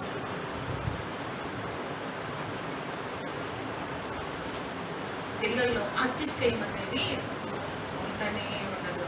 హల్లెలూయా. మనలో కూడా ఉండకూడదు. తగ్గించుకోవాలి. మనకి మాదిరి ఎవరు? యేసు ప్రభువు. ఎంతగా తగ్గించుకున్నాడో మనకి మాదిరి ఎవరు? యేసు ప్రభు. తను తాను రిక్తునిగా చేసుకున్నాడు. ఒక దాసుని స్వరూపాన్ని ధరించుకున్నాడు. దేవుని స్వరూపం కలిగిన ప్రభువు ఒక దాసుని స్వరూపం ధరించుకొని తాను సృష్టించిన మానవుని యొక్క, నరుని యొక్క పాదాలు కడిగేంతగా తగ్గించుకున్నప్పుడు అసలు మనం ఏంటి అసలు? అందుకని యెహెజ్కేలు సాగిలపడ్డాడు. ఆయన మహిమను చూసి, ఆయన తేజస్సును చూసి సాగిలపడిపోయాడు. అప్పటిదాకా అర్థం కాలే యెహెజ్కేలు ఆయన మహిమ ఏంటో, ఎలాంటి తేజస్సులో ఉన్నవాడు. మనం ఎంత నువ్వు హెచ్చించుకోవడానికి అసలు మనలో ఏముందని హెచ్చించుకుంటావు? నీలో ఏముందని నీకు అతిశయం? నీ బలాన్ని బట్టా, నీ శక్తిని బట్టా, నీ జ్ఞానాన్ని బట్టా, నీ తెలివిని బట్టా, దేనిని బట్టి నీకు అతిశయం? నువ్వు తిన్నా కూడా అరిగించుకోలేవు కదా. అసలు ఆయన కృప లేకపోతే అరిగించుకుంటావా? మరి ఎందుకు మనకి ఇంత అతిశయం? మనకి ఎందుకు ఇంత గర్వం?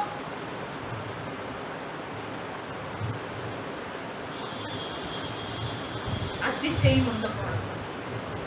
వారిలో ఇంకొకటి ఉండదు, క్షమించే గుణం. ఏముంటది?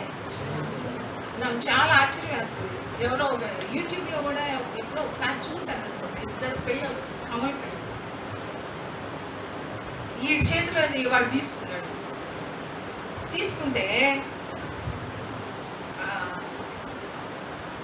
తీసుకున్నాడు కదా, ఈ చేతిలో వాడు తీసుకుని వీడి కోపం వస్తుంది కదా.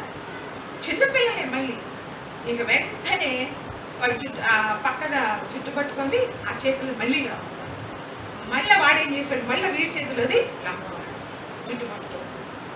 అట్లా ఎంత వయసు అంటే 2 సంవత్సరాల వయసే తీసుకున్నారా. సరే దాంతో ఆడుకోవటం అయిపోయింది. మళ్ళీ ఒకరికొకరు కౌగిలించుకొని ముద్దులు పెట్టి ఏం చేస్తున్నారు? ఒకరికొకళ్ళు కౌగిలించుకొని అంటే ఏంటి? అసలు ఆ కన్నులు తిన్నారు, ఇద్దరు కన్నులు తిన్నారు అప్పుడే. మళ్ళీ వెంటనే ఏమవుతుంది? మళ్ళీ వెంటనే కౌగిలించుకొని ముద్దులు పెట్టుకుంటారు. చూడండి, వాళ్ళ మనసులో ఉందా? ఈమె కొట్టింది, ఈమె తిట్టింది, నన్ను అనరాని మాట అంది, ఈమె నన్ను చెప్పించింది అని వాళ్ళకు ఉంటుందా?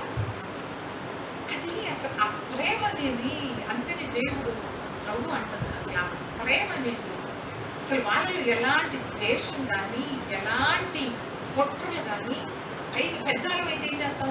మనసులో తిట్టుకుంటూ ఒకవేళ వాళ్ళతో వాళ్ళని కొంతమంది అంటారు, ఒకవేళ క్షమించని అడిగినప్పుడు క్షమించాను, నేను ఎప్పుడో మర్చిపోయాను. పెద్దవాళ్ళు ఏమంటాం? అసలు అబ్బాయి గుర్తులేదు, నేను అసలు ఎప్పుడో మర్చిపోయా అని అంటారు. అవతలకి వెళ్ళంగానే పక్కలతోటి అసలు క్షమించటానికి వీళ్ళు చేసిన పని ఏంటో తెలుసా నీకు? నా జీవితాంతం నేను క్షమించాను, నా జీవితాంతం నేను చచ్చినంతకాలం వీళ్ళని క్షమించను. చచ్చినంతకాలం క్షమించకపోతే పోతావు నరక. ఎవరికి నష్టం? ఎవరికి నష్టం? పసిపిల్లలు అలా ఉండదు.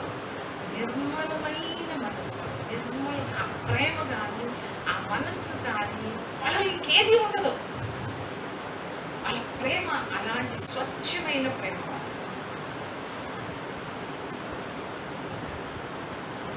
పక్కకి దెబ్బ తగిలితే అసలు ఎంత కదా, పక్కన పిల్లలు ఉంటే కనుక నేను చూడండి, నేను చూశాను ఇవన్నీ. మీరు చూశారో లేదో? రాంబాబు కూడా తెలిసే ఉంటుంది, పిల్లలు చిన్నపిల్లలు చూస్తూ ఉంటారు కదా ఇంట్లో. పక్కడికి దెబ్బ తగిలితే ఏదన్నా వాళ్ళ దగ్గరికి ఈడు కూడా ఏడుస్తాడు. వాడు ఏడుస్తుంటే ఈడు కూడా ఏం చేస్తాడు? ఏడుస్తాడు. మీరు దెబ్బ తగ్గలేదు కదా, మనం ఏడుస్తాం. పక్క వాళ్ళకు ఒకటి వచ్చిందండి, అబ్బాయి ఎంత సంతోషమో. వచ్చిందా? రావాలి, అంతే రావాలి. వాడు అసలు మంచాడా? వాడు మంచాడే కాదు, మంచిదే కాదు, అందుకని వాళ్ళకి రావాల్సిందే. ఇంకెన్నెన్నో మాట్లాడతాం. కానీ వాళ్ళకి దెబ్బ తగిలితే, వాళ్ళు ఏడుస్తుంటే పక్కనున్న వీళ్ళు కూడా ఏం చేస్తారు? అది చిన్న బిడ్డలాగా మార్పు. మనలో మార్పు వస్తుందా? శిష్యులు కాంటారు, మీరు మార్పు ఉంది, మీరు మార్పు నొందాలి.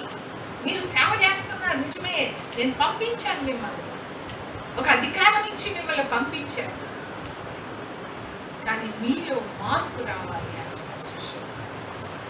అప్పుడే మీకు ప్రవేశం. ఎంత క్షమించే గుణం ఉంటుందో తెలుసా పిల్లలు?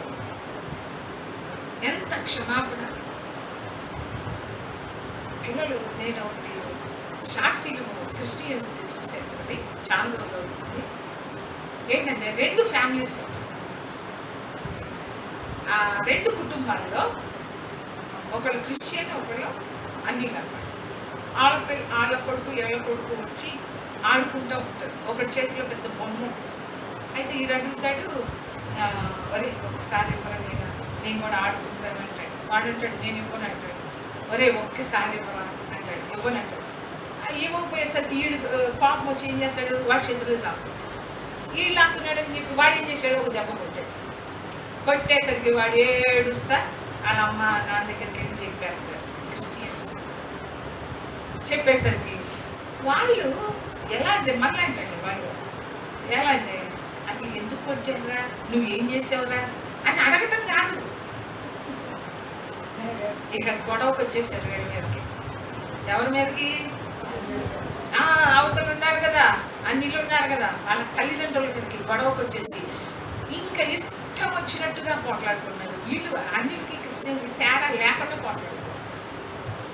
పోట్లాడుకుంటుంటే చూశారు. అటేమో వాడున్నాడు, ఇటేమో ఈడున్నాడు. చూశాడు. వాళ్ళేమో వాళ్ళ తల్లిదండ్రుల మొహం వైపు చూడటం, వాళ్ళ మొహాలు ఒకరికొకరు చూసుకున్నారు. అరే రామన్నాడు, ఇంకా వెళ్ళి పక్కకి వెళ్ళి వాళ్ళిద్దరు ఆడుకున్నారు. ఇంకా బొమ్మ అడిగేవి కదా, తీసుకో, అరే ఇంకా కొట్టం లేదు, నేను కొట్టం లేదు, నన్ను కొట్టేవారంటే నీకు కొట్టనుగా, నాతో ఆడుకోవా, నాతో ఆడుకోవా, ఇదిగోరా ఇందాక అడిగావు కదా బొమ్మ వచ్చేసి. అసలు చూడండి, వాళ్ళిద్దరు మాత్రం పెద్ద ఫైటింగ్, పెద్దాళ్ళు మాత్రం ఫైటింగ్ చేసుకుంటానే ఉన్నారు. వాళ్ళు అలిసిపోయి వాళ్ళ పిల్లలు ఏరా అని చూసుకుంటారు. వాళ్ళిద్దరు ఎక్కడున్నారు? ఆడుకుంటా ఉన్నారు. మర్చిపోతారు అప్పుడే. క్షమించే స్వభావం వాళ్ళది. అప్పుడే మర్చిపోతారు. మళ్ళీ మనసులో ఉంటుందా, నిన్న నన్ను కొట్టావు కదరా, రేపు చూసుకుంటా నీ పని అంటాడా? అన్నాడు, సమాధాన పడతాడు. ఇక నేను నేను కొట్టను కదరా, రారా ఆడుకుందాం రారా అని చెప్పి ప్రేమతో మనం తీసుకెళ్ళి ఆడుకుంటారు. చిన్న పిల్లల్ని చూడండి.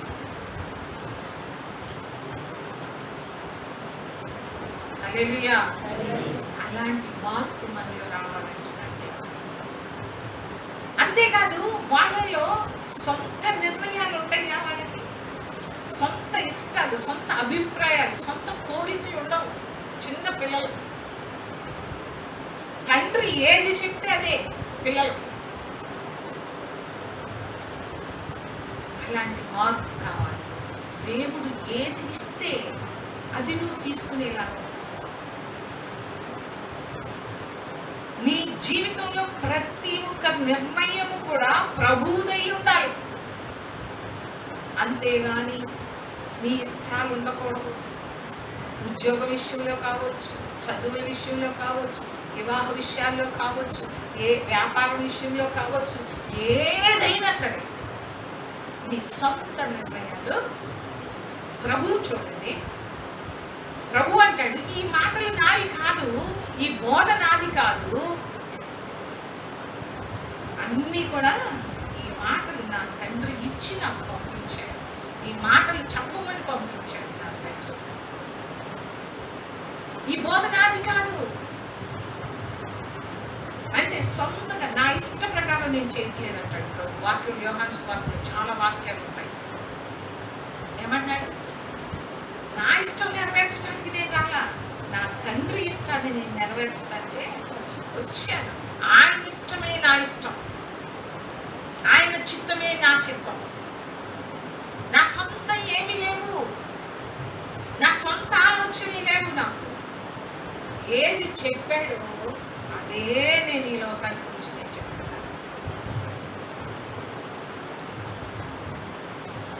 ఈ బోధ చెయ్యని చెప్పాడు నా తండ్రి, ఈ మాటలు చెప్పని చెప్పాడు నా తండ్రి. మనం ఉంటున్నాము, మన తండ్రి చెప్పినట్లుగా మనం వింటున్నాము. అసలు అంటే మన ప్రతి దానికి కూడా దేవుని ఆధారం చేసుకోవాలి. వివాహ విషయాల్లో కూడా అంతేనే. అందుకనే చెప్తున్నాను, ఉద్యోగాల విషయాల్లో కానీ ఏదైనా సరే నీ ఇష్టం ప్రకారం నువ్వు ఎలాంటి వాళ్ళని తీసుకొచ్చినా నాకు ఇష్టమే.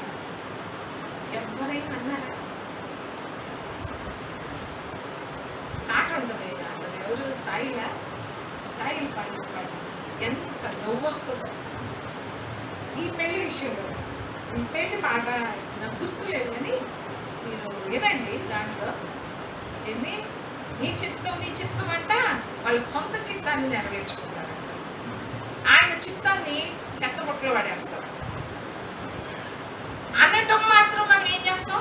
ప్రభా నీ చిత్తం అయ్యా, నీ చిత్తం. కానీ నీ జీవితంలో నిజంగా ఆయన చిత్తాన్ని నెరవేర్చాలని, ఆయన ఏది ఇచ్చినా కూడా నాకు సంతోషం అని నువ్వు అసలు నమ్ముతున్నావా? నువ్వు విశ్వసిస్తున్నావా?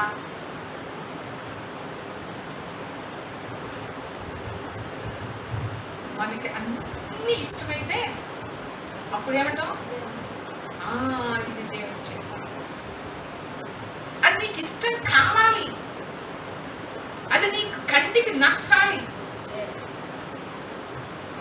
ఆ హైట్ నచ్చాలి, వెయిట్ నచ్చాలి, రంగు నచ్చాలి, చదువు నచ్చాలి, లేకుంటే వాళ్ళు చేసే చేతి పనులు నచ్చాలి. అన్నీ నచ్చితేనే అది దేవుడు చిత్తమండి.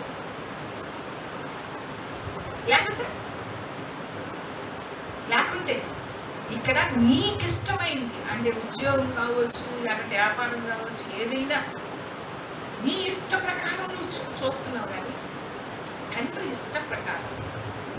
అందుకని చిన్న బిడ్డలకి ఏముండవు, తల్లిదండ్రులు ఏది చెప్తే అదే. ఇది వేసుకోరా షర్ట్ అంటే చినిగిపోయిందైనా వేసుకుంటాడు. అవునా కాదా?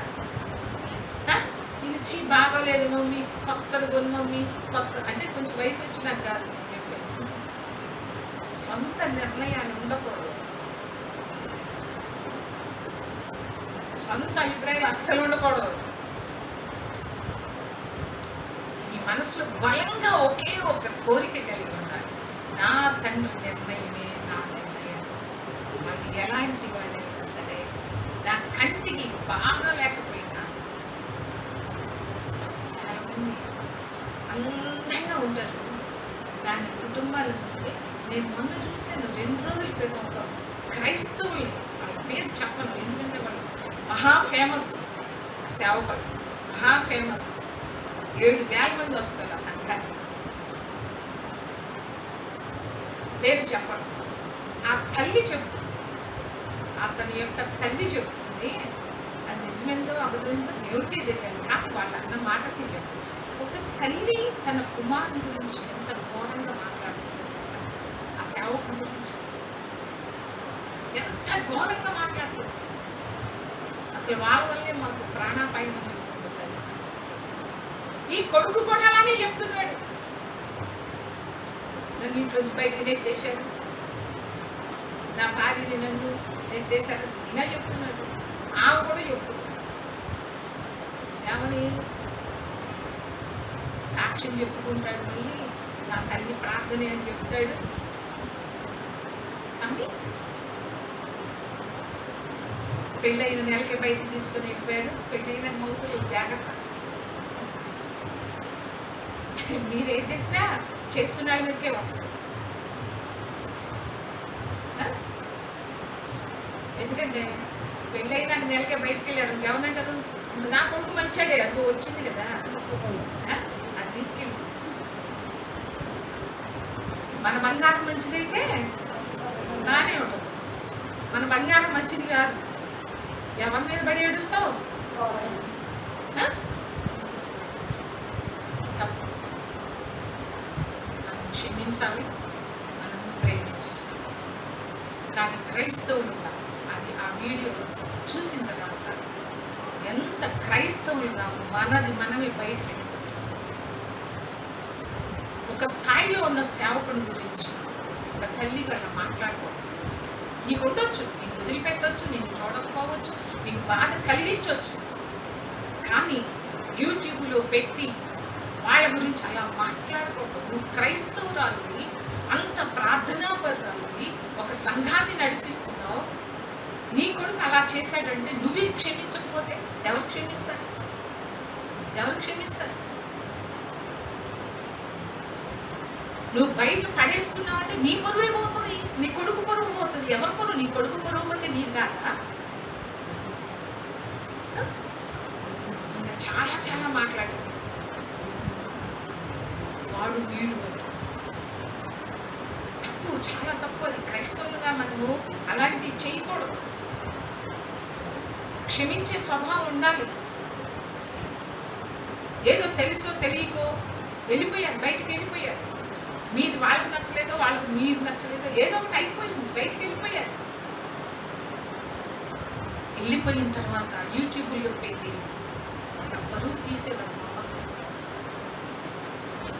సొంత చెల్లంట, అతనికి ఆ సేవకునికి చెల్లిలంట. ఆమె కూడా ఎలా మాట్లాడుతుంది అంటే క్రిస్టియన్స్గా నాకు చాలా బాధ వేసింది. చిన్న బిడ్డలాగా ఎక్కడ మార్పు? అందుకనే శిష్యులతో అంటున్నాడు, మీరు మార్పు నొంది. ఈ రోజున సేవకులైన మేమే ఉండటం లేదు, లేకుంటే ఎందుకంటారు అలా? సేవకులు కరెక్ట్గా ఉంటే ఇప్పుడు ఆ తల్లి ఉందనుకో, సరే మనకి తెలియదు కరెక్ట్ ఏంటో, ఇద్దరు ఇప్పుడు రెండు చేతులు కలిస్తేనే చప్పట్లు కదా, కలిస్తేనే. వాళ్ళలో ఉంటాయి, ఏళ్ళలో ఉంటాయి. ఎవరే వాళ్ళు చెడ్డ వాళ్ళు, నేను మంచిదాన్ని అని ఎవ్వరు అనుకోవద్దు. ఇద్దరిలో ఉంటాయి.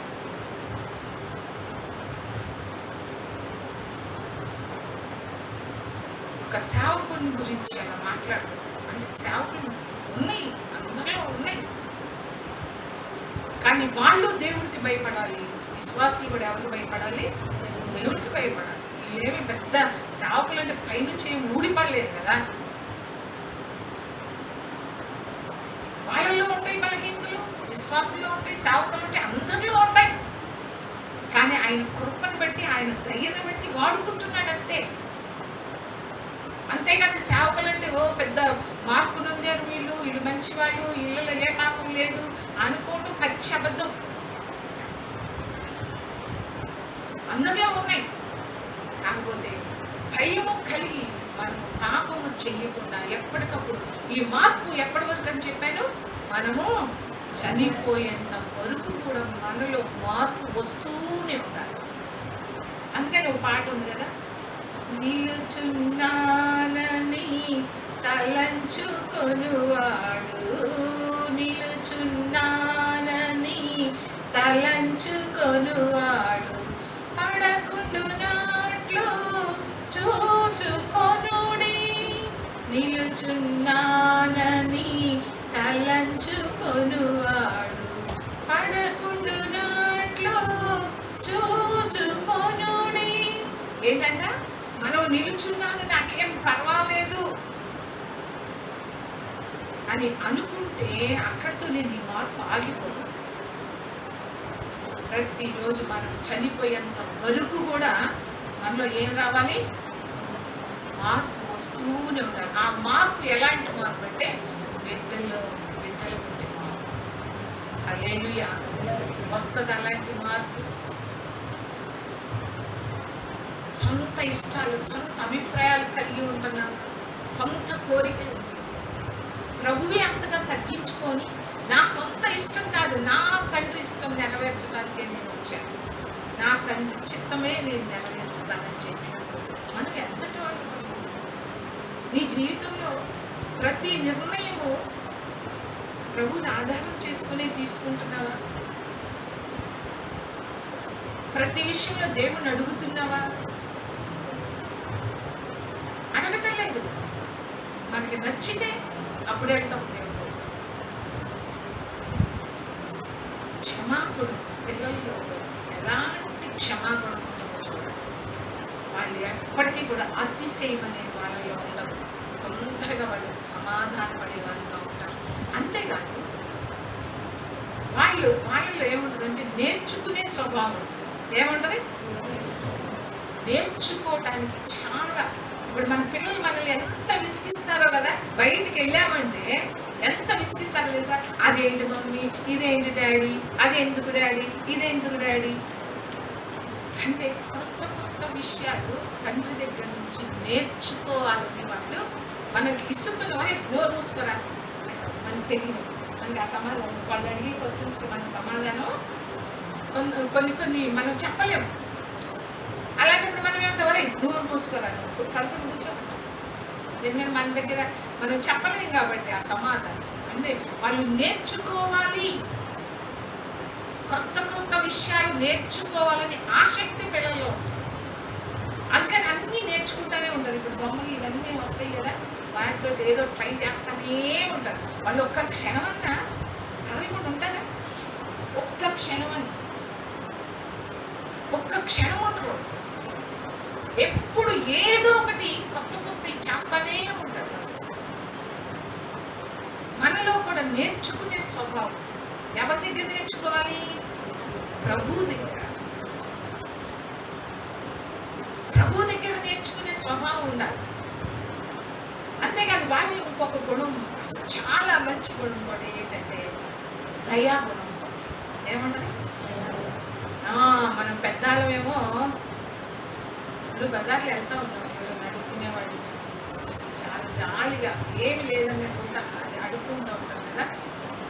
పిల్లలతో కలిసి వెళ్ళినప్పుడు పిల్లలు ఏమంటారు? మీ మమ్మీ నాకు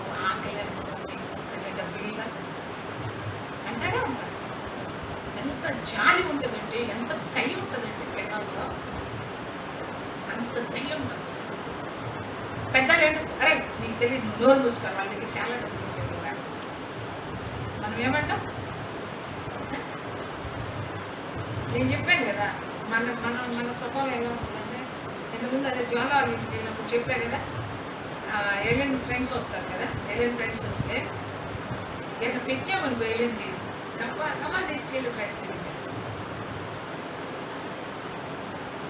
అదేంటంటే నీ కదా పెట్టింది, నువ్వు తినమ్మా, ముందు నువ్వు తినంటే కారణాన్ని నా ఫ్రెండ్కి పెట్టాలి, ముందు నా ఫ్రెండ్కి పెట్టాలని చెప్పి మన పెద్దవాళ్ళ స్వభావం ఎలా ఉంటుంది? ముందు నువ్వు తిను. వాళ్ళ స్వభావం ఎలా ఉంటుంది? ముందు వాళ్ళకి పెట్టాలి. దయా గుణం ఉంటుంది. వాళ్ళు చూసి తట్టుకోలేదు. వాళ్ళు ఎవరి ఇంట్లో ఎవరిని ఏడుస్తుంటే, తల్లి ఏడ్చినా తండ్రి ఏడ్చినా వీళ్ళు కూడా ఏం చేస్తారు? ఏడుస్తారు. తట్టుకోలేదు. దయాగుణం ఉంటుంది వాళ్ళలో. మనలో ఉందా? ఈ గుణాలు ఉన్నాయి. పిల్లలాగా బిడ్డల వలె ఇక్కడ ఏమంటారు?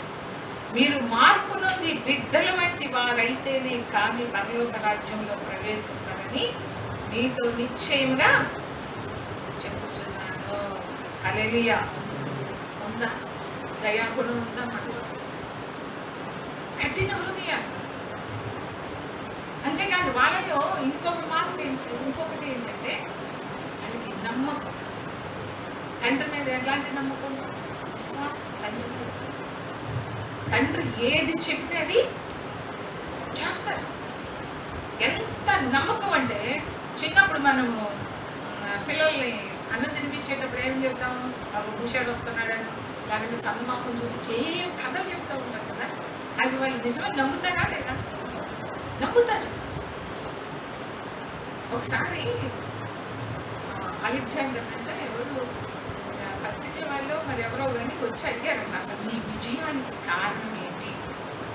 నీ విజయానికి కారణం, ఈ ప్రపంచం మొత్తాన్ని నువ్వు జయించావు కదా, అసలు దానికి కారణం ఏంటి? నీ బలమా, నీ శక్తా, లేకపోతే నీ జ్ఞానమా, నీ తెలివా అని అడిగితే అలెగ్జాండర్ అన్నాడంట, నేను చెప్పడం కాదు, నీకు నేను చూపిస్తాను.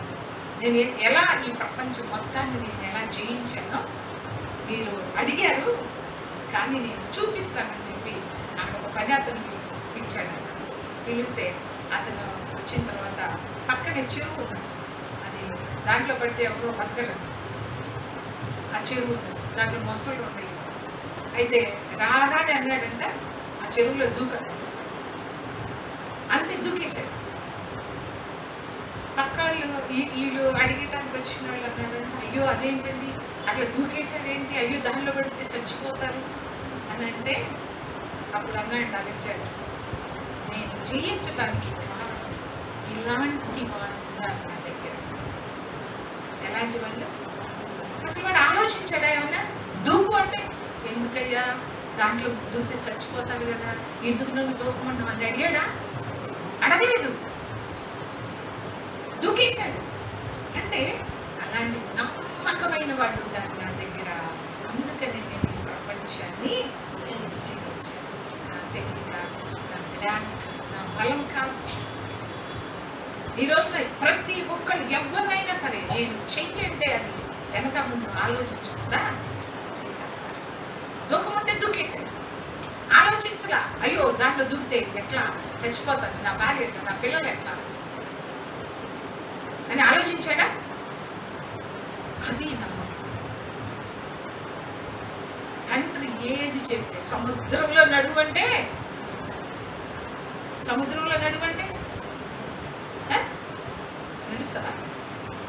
నడుస్తావా? మనలాంటి డిస్ట్రాక్ట్ అమ్మో సముద్రంలో అసలు దారి ఎట్లా వస్తుంది? సముద్రంలో నడవమంటారేంటి?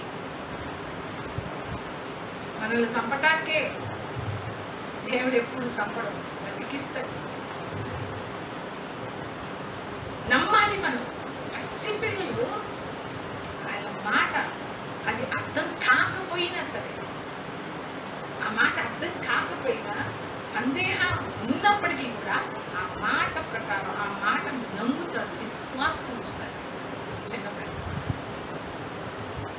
ఉందా అలాంటి విశ్వాసం? సముద్రంలో ప్రభు అడుగు పెట్టు అంటే నీ విశ్వాసం ఎలా ఉండాలి? పెట్టాలంతే. నువ్వు చేసుకో అంటే చేసుకోవాలంతే. దేవుని మీద అంత నమ్మకము, అంత విశ్వాసం మనం ఉంచాలి. చిన్న పిల్లలు ఉంచుతారు. చిన్నపిల్లలకి తెలుసా ఏమన్నా అది హాని చేస్తుందని, కానీ ఇది అది చేస్తుంది, ఇది అది చేస్తుందని పిల్లలకి ఏమన్నా తెలుసా? తెలియదు. తల్లి ఏది చెప్తే వెళ్ళి ఆ చాకు తీసుకుని తీసుకొస్తాడా లేదా? అమ్మో అది నేను పట్టుకుంటే కోసుకుంటుందని వాడికి తెలుసా? తల్లి చెప్పింది అంతే తీసుకొస్తాడు.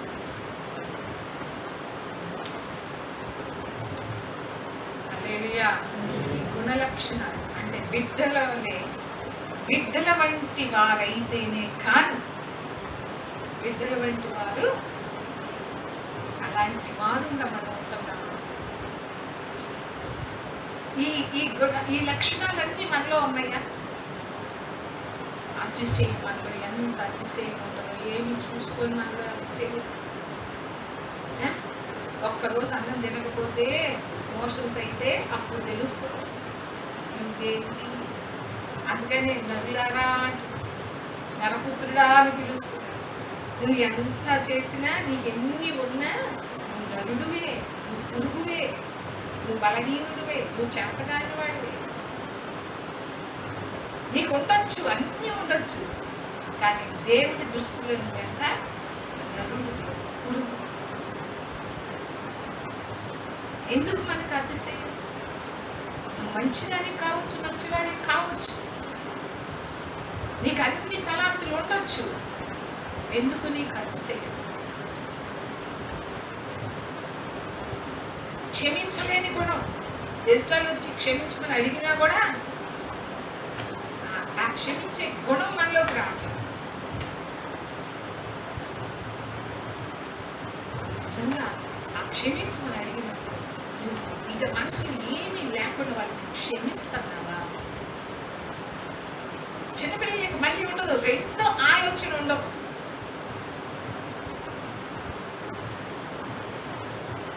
నేర్చుకునే స్వభావం పిల్లలకు ఉంటాం. కొత్త కొత్త విషయాలు తెలుసుకోవాలి. వాళ్ళలో దయాగుణం ఉంటుంది. చాలా మంది ఇళ్ళలో పెద్దవాళ్ళని చూడలేదు. ఇంకోటి కూడా నేను క్రిస్టియన్స్ చూశాను. ఏంటంటే ఒక ముసలాయన కొడుకు కోడలు ఆయనకి అన్నం పెట్టకుండా చాలా బాధపరుస్తూ ఉంటారు. కొడుకు ఉంటాడు ఆయన శివులో. ఈ కోడలు ఏం చేస్తుంది?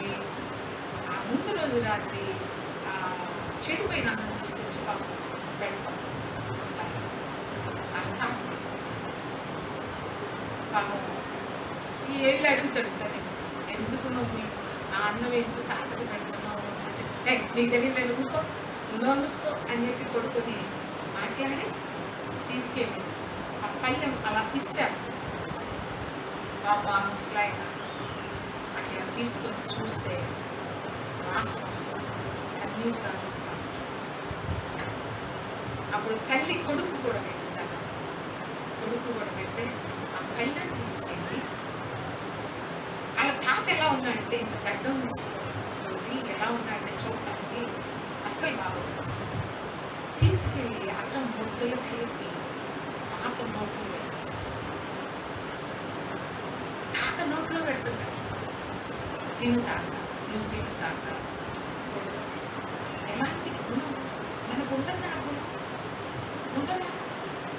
చిన్న పిల్లలు చూడండి, చిన్న పిల్లలు మీరు చిన్న పిల్లల దగ్గర నేర్చుకోవాల్సిన చాలా ఉన్నాయి. మనం వాళ్ళ దగ్గర నేర్చుకోండి.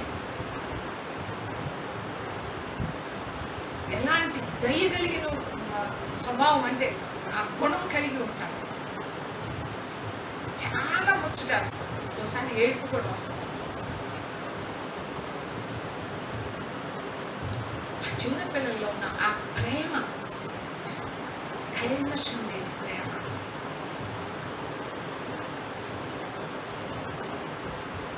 నిర్మలమైన ప్రేమ. చిన్నపిల్లలను చూసి అందుకని దేవుడు అంటున్నాడు, బిడ్డల వంటి వారైతేనే. మనం బిడ్డల వంటి వారే అంటే మన బిడ్డలు ఎలా అయిపోతాం? ఇంత పెద్ద అయ్యాక మళ్ళీ చెప్పలే మారుతామా? అది కాదు, మన ఆలోచన విధానం మారాలి. మన ఆలోచన విధానం మారాలి. సొంత కోరికలు ఉండకూడదు. అంటే ఒక విషయంలో నువ్వు ఒక నిర్ణయానికి వచ్చేటప్పుడు దేవుని నిర్ణయమే మన నిర్ణయమై ఉండాలి. నీకు ఇష్టమైంది అనకూడదు. నీకు చెప్పాను ఇంతకుముందు, ఒక ఆమె పాపం బాగా ప్రార్థన చేస్తుంది, నాకు కొడుకు కావాలి, నాకు కొడుకు కావాలి, కొడుకు కావాలి, కొడుకు కావాలి. ఆడపిల్లలు ఉన్నా కూడా ఎవరికొరకు ప్రార్థన చేసింది? కొడుకు పుట్టాడు, పెద్దాడయ్యాడు. తల్లికి అన్నం పెట్టకుండా ఏం చేశాడు? బయటకి ప్రభువా ఏడుస్తుంది. నువ్వే నమ్మ అడిగావు, నువ్వే కదా అడిగావు. కొడుకు కావాలి, కొడుకు కావాలని ఏడ్చావుగా, కన్నీరు కార్చావుగా. నేను ఇచ్చిన వాడిని నువ్వు కాదనుకుంటున్నావు. నేను ఇచ్చేదాన్ని నువ్వు అంగీకరించటం. నాకు తెలుసు నీకు ఏది ఇవ్వాలో, నాకు తెలుసు. తండ్రిని నేను, నీ మంచి చెడ్డలేంటో నాకు తెలుసు. నీకెవరిని ఇవ్వాలో, నిన్ను ఎవరిని జతపరచాలో, నిన్ను ఎలా ఆశీర్వదించాలో, నీకు ఏమి చెయ్యాలో, ఏ సమయంలో నీకు ఏది ఇవ్వాలో నాకు తెలుసు. దేవుడికి సలహాలు ఇచ్చేవాళ్ళం లోతులాగా. ప్రభు అలా కాదు నాయన, దేవుని గురించి తెలియని వాళ్ళు అలా మాట్లాడతారు. అలా కాదు అంటున్నాడు లోతు. అక్కడికి వెళ్తే నేను చచ్చిపోతాను. దేవుడు చచ్చిపోవడానికి, చంపడానికి అక్కడ పంపించాల్సిన అవసరం లేదు. ఆ సోదరులు ఉంటేనే చచ్చిపోతాడు. నిన్ను బ్రతికించడానికి అక్కడ పంపిస్తున్నాడు, నిన్ను చంపటానికి కాదుగా. ఏమంటాడు లోతు? నేను చచ్చిపోతాను. అక్కడికి వెళ్తే దేవుడు చెప్పిన స్థలానికి వెళ్తే చచ్చిపోతానంటున్నాడు. నువ్వు బ్రతకాలని చెప్పి దేవుడు ఆ స్థలానికి వెళ్ళమంటే అంటే దేవుని మాట మీద నమ్మకం లేదు.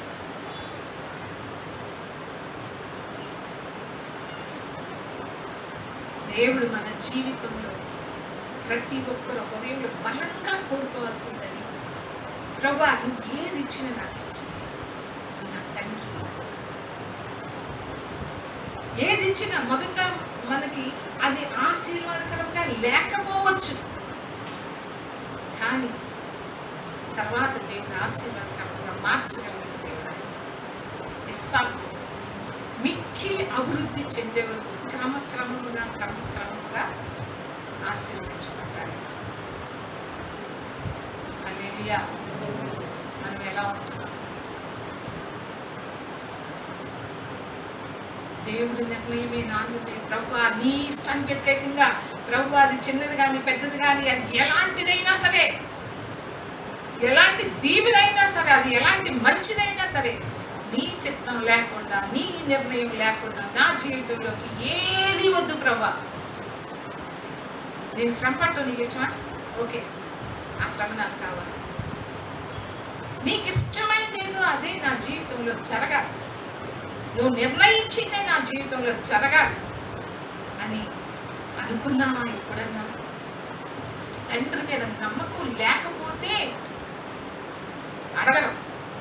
దేవుడి మీద నమ్మకం ఉంటే నువ్వు అడుగుతావు. దేవుడు ప్రభువా నీకు ఇష్టమైంది, నువ్వు ఏది ఇస్తే నేను అనుకుంటాను, అది నాకెంతో ఆశీర్వాదం అని ఎప్పుడైనా అనుకున్నారు?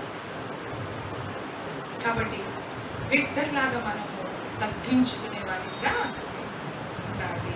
హల్లెలూయా. బిడ్డలాంటి వాళ్ళు అయితేనే అసలు ఆ ప్రవేశం గురించి ఆలోచించమంటున్నాడు.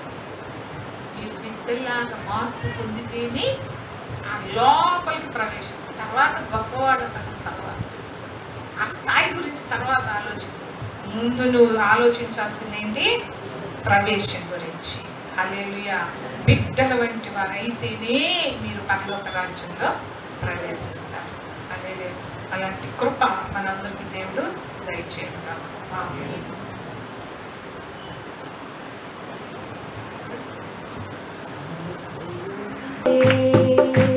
నన్ను ప్రేమతో నడిపితివి,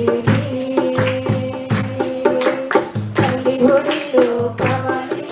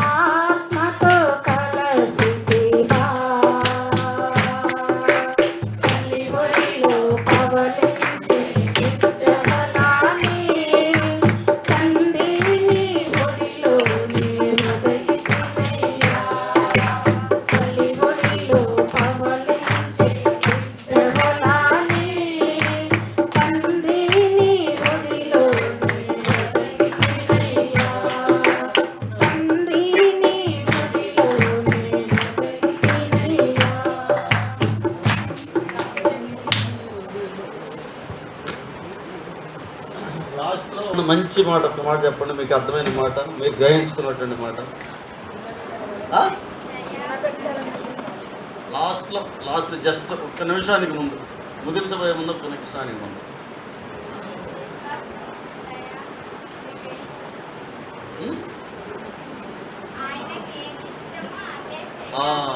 హల్లెలూయా. ఆయన మరణం సంభవించింది కదా, సిలువ వేసి టైం దగ్గరకు వచ్చింది కదా, ఆ టైంలో ఏం ప్రార్థన చేశాడు? నీ చిత్తం అయితే ఈ గిన్నె నాండింది తొలగించున్నాడు. అంటే ఈ యొక్క మరణాన్ని నా దగ్గర నుంచి తొలగించున్నాడు. అయినా నా ఇష్టం కాదు నీ ఇష్టం అన్నాడు. నా ఇష్టం కాదు నీ ఇష్టం అన్నప్పుడు ఇందాకేమందమ్మా? దేవుని నమ్మినట్టు, ఆయన తండ్రిని నమ్మాడు కాబట్టి నీ ఇష్టం అన్నాడు. అవునా?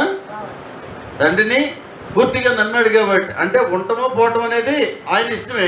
నీకు ఇష్టమైతే ఈ మరణాన్ని తొలగించు, నీకు ఇష్టం కాకపోతే తొలగించొద్దు. అంతే కదండి, నీకు ఇష్టమైతే అని అన్నాడు. అనా అంటే ఆయన ఏం చేశాడు? పూర్తిగా తండ్రిని దేవుని నమ్మాడు. ఆయన ఏదైనా మంచే చేస్తాడు. మనం ఆరాధిస్తున్న దేవుడు మనం నమ్మింది మనకు మంచే చేస్తాడు. ఏదైనా మనకు మంచే కలుగుతుంది. కాబట్టి మనం ప్రార్థన చేసిన తర్వాత ఏం చేయాలి? ప్రభా, నా ఇష్టం కాదు, నీకు ఇష్టమైతే ఇది నాకు దయచేయి, నీకు ఇష్టం కాకపోతే ఆటంకపరచు. వివాహ సంబంధాలైనా, ఉద్యోగాలైనా, వ్యాపారాలైనా, ఊరికి వెళ్ళాలన్నా, రావాలన్నా, ఎక్కడికి వెళ్ళాలన్నా, ఏదైనా కూడా నీకు ఇష్టమైతే నన్ను నడిపించు, నీకు ఇష్టం కాకపోతే ఆటంకపరచని మనం ప్రార్థన చేయాలి. ఓకేనా? అంటే ఎప్పుడు చేస్తాం అది?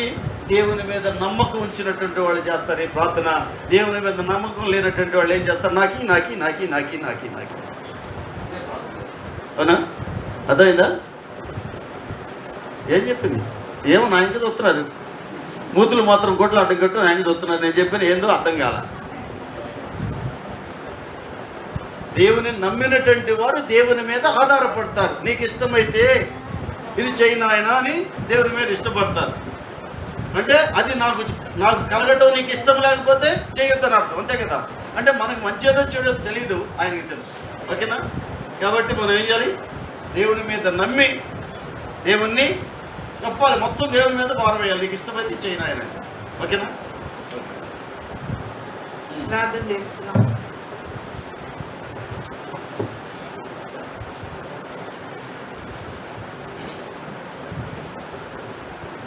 చేసుకోండి ప్రార్థన. పరలోక రాజ్యం గురించి ప్రభు చెప్తున్నారు. బిడ్డల బట్టి మార్పు ఉంటేనే మీరు పరలోక రాజ్యంలో ప్రవేశిస్తారు. బిడ్డల వల్లే మార్పు మనలో రావాలి. చిన్న బిడ్డ ఎప్పుడు కూడా తల్లిని కానీ తండ్రిని కానీ వెంబడిస్తూ ఉంటారు. తండ్రి ఎక్కడికి వెళ్తే అక్కడికే వెళ్తారు. చిన్న బిడ్డలు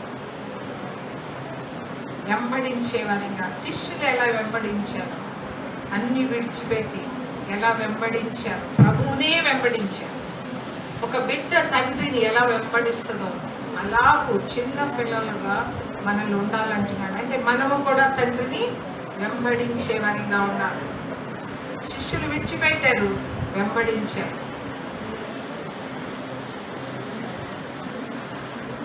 అతిశయం మనలో ఉండకూడదు. దేనిని బట్టి అతిశయిస్తున్నామంటే అతిశయించడానికి కారణమైన మనలో ఏమున్నాయో వాటిని మనం తృణీకరించాలి. అతిశయించడానికి కారణం నీలో ఏముంది?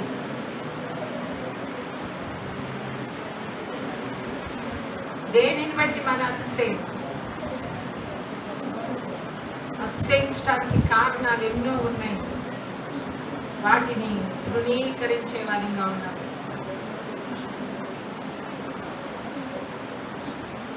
సొంత ఇష్టాలు ఉంటున్నాయి మనకు, సొంత ఆలోచనలు. నా తండ్రికి తెలుసు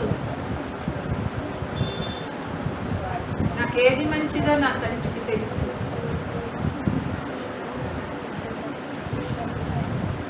తగ్గించుకునే స్వభావం,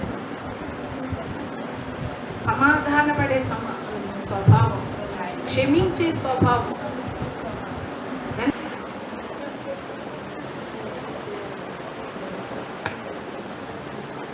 బిడ్డల వంటి వారు అయితేనే పరలోక రాజ్యంలో ప్రవేశించు.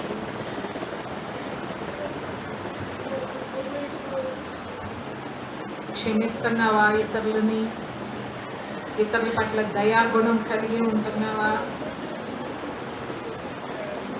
ఇతరులతో సమాధానముగా ఉంటున్నావా? ఇతరులని తృణీకరిస్తూ ఉన్నావా? నీకు నువ్వే అతిశయపడుతున్నావా?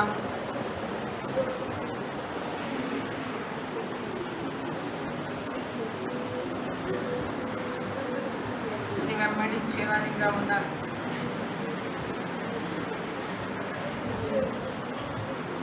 నమ్మకం తండ్రి పట్ల కలిగి ఉంటారు. నమ్మకం.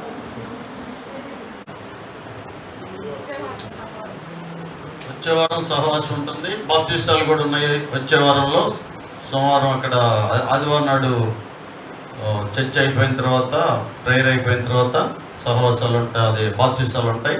ఒక శనివారానికి రాదు, ఆదివారం ప్రేయర్ అయిపోయిన వెంటనే ఇస్తున్నాను, ఏం ప్రాబ్లం లేదు. ప్రేయర్ అయిపోయినాక వెంటనే ఇస్తున్నాను, అంటే సహవాసం తీసుకుంటాను.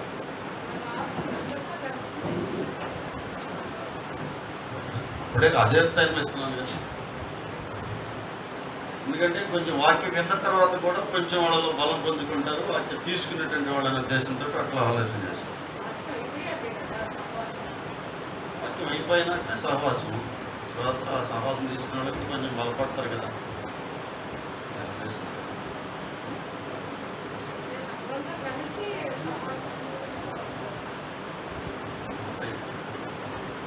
నలుగురు ఉన్నారు. ఇంకెవరన్నా మీ పిల్లలు ఎవరన్నా ఉన్నట్లయితే యవనస్తులు ఉన్నటువంటి వారు బిడ్డల్ని మరి సిద్ధపరచండి, బాప్తిస్తాన్ని సిద్ధపరచండి. తీసుకునేటువంటి వాళ్ళని, ఇళ్లలో ఉన్నటువంటి వాళ్ళు ఇంకా మందిరానికి రాకుండా వెనకబడిపోతూ ఉన్నారు కొంతమంది మగవాళ్ళు, చాలామంది, చాలా కుటుంబాలు అదే జరుగుతూ ఉంది. మీరందరూ కూడా ప్రత్యేకంగా ప్రార్థన చేయండి. మరి కొంతమంది ప్రార్థన సహాయం కోరండి. అలా మీ కుటుంబంలో ఉన్నటువంటి వారందరూ కూడా దేవుని సన్నిధికి వచ్చేలా. కొంతమందిని చూస్తున్నాను మీ కుటుంబాల్లో, కొంతమంది బొట్లు పెట్టుకొని ఫుల్ పోజులు ఇస్తున్నారు, సెల్లో కనపడుతూ ఉంది. అంటే ఇంకా దేవుణ్ణి నమ్ముకోలేదన్నమాట వాళ్ళు. అట్లా ఉన్నారు కొంతమంది, కనిపిస్తూ ఉన్నాయి. ఎవరైనా ఫోన్ తీసుకున్నాడు, ఫోన్ పెడితే దాంట్లో కనపడతా ఉంది. వాట్సాప్లో ఉంటాయి కదండి వాళ్ళకి, బొమ్మ కనపడ్డ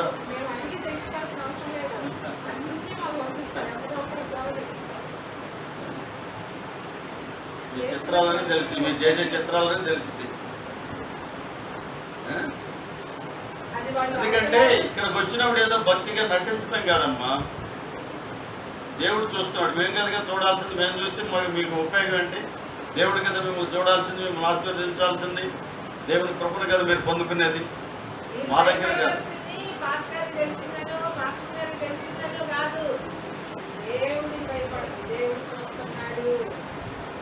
దేవుడు నన్ను చూస్తున్నాడు, ఎక్కడున్నా కూడా దేవుడు చూస్తున్నాడని భయపడాలి. కానీ పాస్టర్కి తెలిసిన, పాస్టర్ గారికి తెలిసిన ఏం చేస్తారు? పాస్టర్ గారికి తెలిసింది, ఎవరు చెప్పారు అని ఈ ఆలోచన చేస్తున్నారు. మేము ఎప్పుడు కూడా వాళ్ళని అడగం.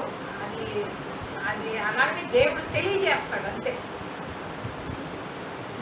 ముఖ్యంగా యవన బిడ్డలు మాత్రం మీరు చాలా కంట్రోల్లో ఉంచుకోవాలి. ఈ సెల్ ఫోన్ వచ్చినాకే చాలా దారుణం అయిపోయింది యవన బిడ్డల విషయంలో. చిన్న పిల్లల దగ్గర నుంచి మీరు స్టార్ట్ చేసుకోవాలి. అన్నకి కుమారుని ఇస్తే దేవుడిని ఏం చేసింది? అన్న ఎంత జాగ్రత్తగా పెంచింది, చిన్నతనం నుంచి దేవుని భక్తుల్లో పెంచింది. పాలు మరొక మరిచిన టయానికి తీసుకెళ్ళి దేవునికి అప్పగించింది. దేవసేవకుడికి గొప్ప దైవసేవకుడు అయ్యాడు, అనేకులకు ఆశీర్వాదకరమైన రాజుల్లో నియమించే స్థాయికి వెళ్ళాడు. అందువల్ల ఇక్కడ బిడ్డల్ని తల్లిదండ్రులే వాళ్ళని క్రమశిక్షణలో పెంచాలి. ఏదో ఆదివారం నాడు వచ్చి కాసేపు ఇంటి రాదు, ఇంటి దగ్గర ఉండాలి ప్రవర్తన, ఇంటి దగ్గర ప్రార్థన ఉండాలి, బైబిల్ చదవటం ఉండాలి. బైబిల్ చదవకుండా వాళ్ళకి భోజనం పెట్టద్దు, మీరు బైబిల్ చదవకుండా టిఫిన్ పెట్టద్దు, ప్రార్థన చేయకుండా టిఫిన్ చేయొద్దు. ఎన్ని సంవత్సరాలు నేను వచ్చిన కానీ ఇదే చెప్తున్నా మీకు, కానీ ఎవరికి లోపలికి వెళ్ళినట్టు అనిపించడం నాకు. తర్వాత యవనస్తులకి ఇప్పుడు బైబిల్ ట్రైనింగ్ ఉంది కదా, బైబిల్ ట్రైనింగ్ దాదాపు 30 మంది పైన వచ్చారు. ఇంకా ఎవరన్నా మీ పిల్లలు ఉన్నట్టయితే అందరిని కూడా పంపించండి. ప్రతి గురువారం సాయంత్రం 6:30 నుంచి 8:30 దాకా, 6:30, 8:30 కరెక్ట్గా టయానికి, ఇంకా ముందు 10 నిమిషాలు ముందు రావాలి, వచ్చి ప్రార్థన చేసుకోవాలి. దైవసేవకులు వాళ్ళ ప్రేరేపణ బట్టి వాళ్ళు మరి బైబిల్ ట్రైనింగ్ ఇచ్చి దేవుని యొక్క శిష్యులుగా చేయాలని వాళ్ళకు ఉన్నటువంటి ప్రేరేపణ బట్టి వచ్చారు. ఫ్రీగానే చెప్తున్నారు, అన్ని ఫ్రీయేను. కాబట్టి మీరు వచ్చేసి ఆ 2 గంటలు మీ పిల్లలు పంపించండి. పిల్లలే కాదు, పెద్దవాళ్ళు కూడా రావచ్చు. పిల్లలైనా పెద్దవాళ్ళని ఎవరైనా వాక్యం తెలుసుకోవాలని ఆసక్తి ఉన్న వాళ్ళు ఎవరైనా రావచ్చు. నేర్చుకోండి, వాక్యం నేర్చుకుంటే ఇంకా మంచిది. చదువు రాని వాళ్ళు కూడా రావచ్చు అన్న. చదువు రాని వాళ్ళే కదా స్వార్థ ప్రకటించేది, యేసుప్రభు శిష్యులు చేపలు పట్టేవాళ్ళే కదా. కాబట్టి చదువు వచ్చేదానికి చదువుకి సంబంధం లేదు. అది గుర్తుపెట్టుకొని మీరు మీ కుటుంబాలతో రండి, వచ్చి మీరు వాక్యాన్ని వినండి. విని వాళ్ళు ఏం చేస్తారంటే అది అమెరికన్ అది వాళ్ళది సర్టిఫికేట్ కూడా ఇస్తారు. ఆ సర్టిఫికేట్ ఇచ్చినప్పుడు టెక్సాస్ యూనివర్సిటీ అంట. అయితే మీరు నేర్చుకున్న తర్వాత ఇతరులకి సువార్తను ప్రకటించవచ్చు. సువార్తను ప్రకటించి ఒకవేళ వీలైతే దేవుని యొక్క ఏర్పాటు ఉంటే, దేవుని చిత్తం అయితే మీరు కూడా నాలాగనే సేవకులుగా మారచ్చు. అర్థమవుతుందా? దైవ నిర్ణయం ఎలా ఉంటే అలా జరుగుద్ది. నేనైతే ఇక్కడికి వస్తానని కూడా ఊహించలేదు. అయితే ఇంకో ఫామ్స్ కూడా, ఈ ఫామ్స్కి కావాల్సినవి ఏంటో తీసుకొని ఇవ్వండి. ఏంటి, ఫోటో ఉండాలి, ఆధార్ కార్డు ఉండాలి, అదే జిరాక్స్లు అనమాట. ఇవన్నీ ఒక్కొక్కరు ఎవరెవరు మీరు జాయిన్ అవుతారో వాళ్ళు ఎవరెవరు వచ్చారో వాళ్ళందరూ కూడా ఫిల్అప్ చేయండి, అప్లికేషన్ ఫిల్అప్ చేయండి. ఆ ఫోటోలు కానీ ఆధార్ జిరాక్స్ కానీ అవన్నీ ఇవ్వండి. బైబిల్ గ్రంథాన్ని చదివి ధ్యానించి బైబిల్ ప్రకారం నడుచుకునేవారు అదృష్టవంతులు. బైబిల్ ప్రకారం నడుచుకోకుండా ఇష్టానుసారం నడిచేవాడు దురదృష్టవంతులు. అంతేనా? అంతే చెప్పాలి, నేను చెప్పాలా? యెహోవా ధర్మశాస్త్రం ఆనందించు, దివారాత్రులు ధ్యానించేవాడు ధన్యుడు. అతను ఎప్పుడు ఎట్టుంటాడు? క్షేమంగా ఉంటాడు, భయం అనేది ఉండదు. వచ్చే వారం సహవాసం ఉందని చెప్పాను కదా. సహవాసము రేపు గురువారం ఇది. శుక్రవారం నాడు నందనవనంలో సిలువ ధ్యానం జరుగుతుంది. మొన్న వారం స్టార్ట్ అయింది. దాదాపుగా ఒక పిల్లలతో సహా 18 మంది రావడం జరిగింది మొన్న ఆదివారం. మొన్న శుక్రవారం నాడు. ఇంకా వీలైతే ఇక్కడేమి ప్రస్తుతానికి ఇక్కడ స్టార్ట్ చేయలేదు. రాగలిగితే అక్కడే రండి. ఇంకో విషయం కూడా ఆలోచన వచ్చింది. నందనవనం కాడ ఇబ్బంది అవుతుంది జనాలకి. అందువల్ల 2వ ఆరాధనలు పెడితే బాగుంటుందని ఒక ఆలోచన వచ్చింది. ఎందుకంటే పట్టడం లేదనమాట. ఇవాళ మళ్ళీ 60-70 మంది కలిసారు. అందుకని దూరం కూర్చోవాలి కాబట్టి 2వ ఆరాధనలు పెట్టాలంటే ఉదయం 9 గంటలకు స్టార్ట్ చేసి 11 గంటలకు ముగించాలి. తర్వాత 12 స్టార్ట్ చేసి 2 గంటలకు ముగించాలి. ఇది పద్ధతి. 2 గంటలు ఇట్లానే అనుకున్నాను. మీరు కూడా ప్రార్థన చేయండి. ఇంకో ముఖ్య విషయం ఏంటంటే మనకి సింగరేణి కాలేజ్ చర్చి కట్టాలి. మీరు ప్రార్థన చేయండి. అలాగే తెల్లదేవరపల్లిలో, కొత్త దేవరపల్లిలో మందిరం అయిపోయిన సంగతి మీకు అందరికీ తెలుసు కదా. మరి ఆ మందిరం విషయం, ఈ మందిరం విషయం ప్రార్థన చేయండి. త్వరలో మరి మందిరాలు కట్టబడాలి. దేవుని నామానికి మహిమకరమైనటువంటి మందిరాలు కట్టబడాలి. మీరంతా కూడా ప్రార్థనలో పెట్టుకోండి. ప్రతిరోజు ప్రార్థన చేయండి. ఏ రోజు కూడా మర్చిపోవద్దు విషయాలు. దేవుడు అక్కడ ఆ గ్రామంలో ప్రజలందరినీ దర్శించి వాళ్ళ ద్వారా ప్రేరేపణ ఇచ్చి కట్టబడేలాగా ప్రార్థన చేయండి.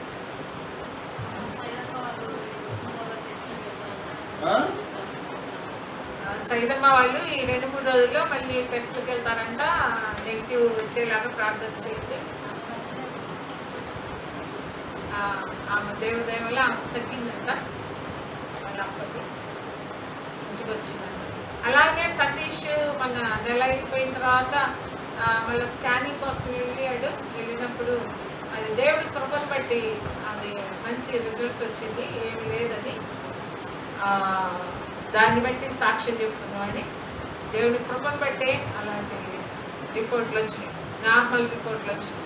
ఎందుకంటే దేవుడి మీద మనం నమ్మకం ఉన్నప్పుడు ఏం చేస్తాడంటే దేవుడు కనికరం అదేదమ్మా, జాలిగల దేవుడు. ఎందుకంటే నువ్వు అప్పుడు అట్టు తిరిగావు కదా, ఇటు తిరిగావు కదా అని వ్యతిరేకించడు. అవునా? కనికరం గల దేవుడు, జాలిగల దేవుడు. కాబట్టి మనం అయితే వ్యతిరేకిస్తాం. నువ్వు అట్టాడాడు ఇట్టాడేదో మనం వ్యతిరేకిస్తాం. కానీ మనం ఆరాధిస్తున్న దేవుడు, మనం నమ్ముకున్న దేవుడు అలా పుణ్యకరించే దేవుడు కాదు, వ్యతిరేకించడు. మన కనికరం చూపిస్తాడు. జాలిగల దేవుడు అన్నమాట. ఎంతటి ఘోర పాపనైనా క్షమించే దేవుడు. ఓకే, ప్రార్థన చేసుకుందాం. సకల ఆశీర్వాదాలకు కారణభూతుడైనటువంటి మా పరలోకపు తండ్రి, నీ పాదాలకు వందనాలు చెల్లిస్తున్నాం ప్రభా. ఇదిగో నాయన, ఈ యొక్క మధ్యాహ్న కాలపు ఆరాధనలో తోడుగా ఉండి, పాటలలో ప్రార్థనలో వాక్యపతి తోడుగా నీ నామాన్ని కనపరుచుకున్నాను, వందనాలు చెల్లిస్తున్నాను ప్రభా.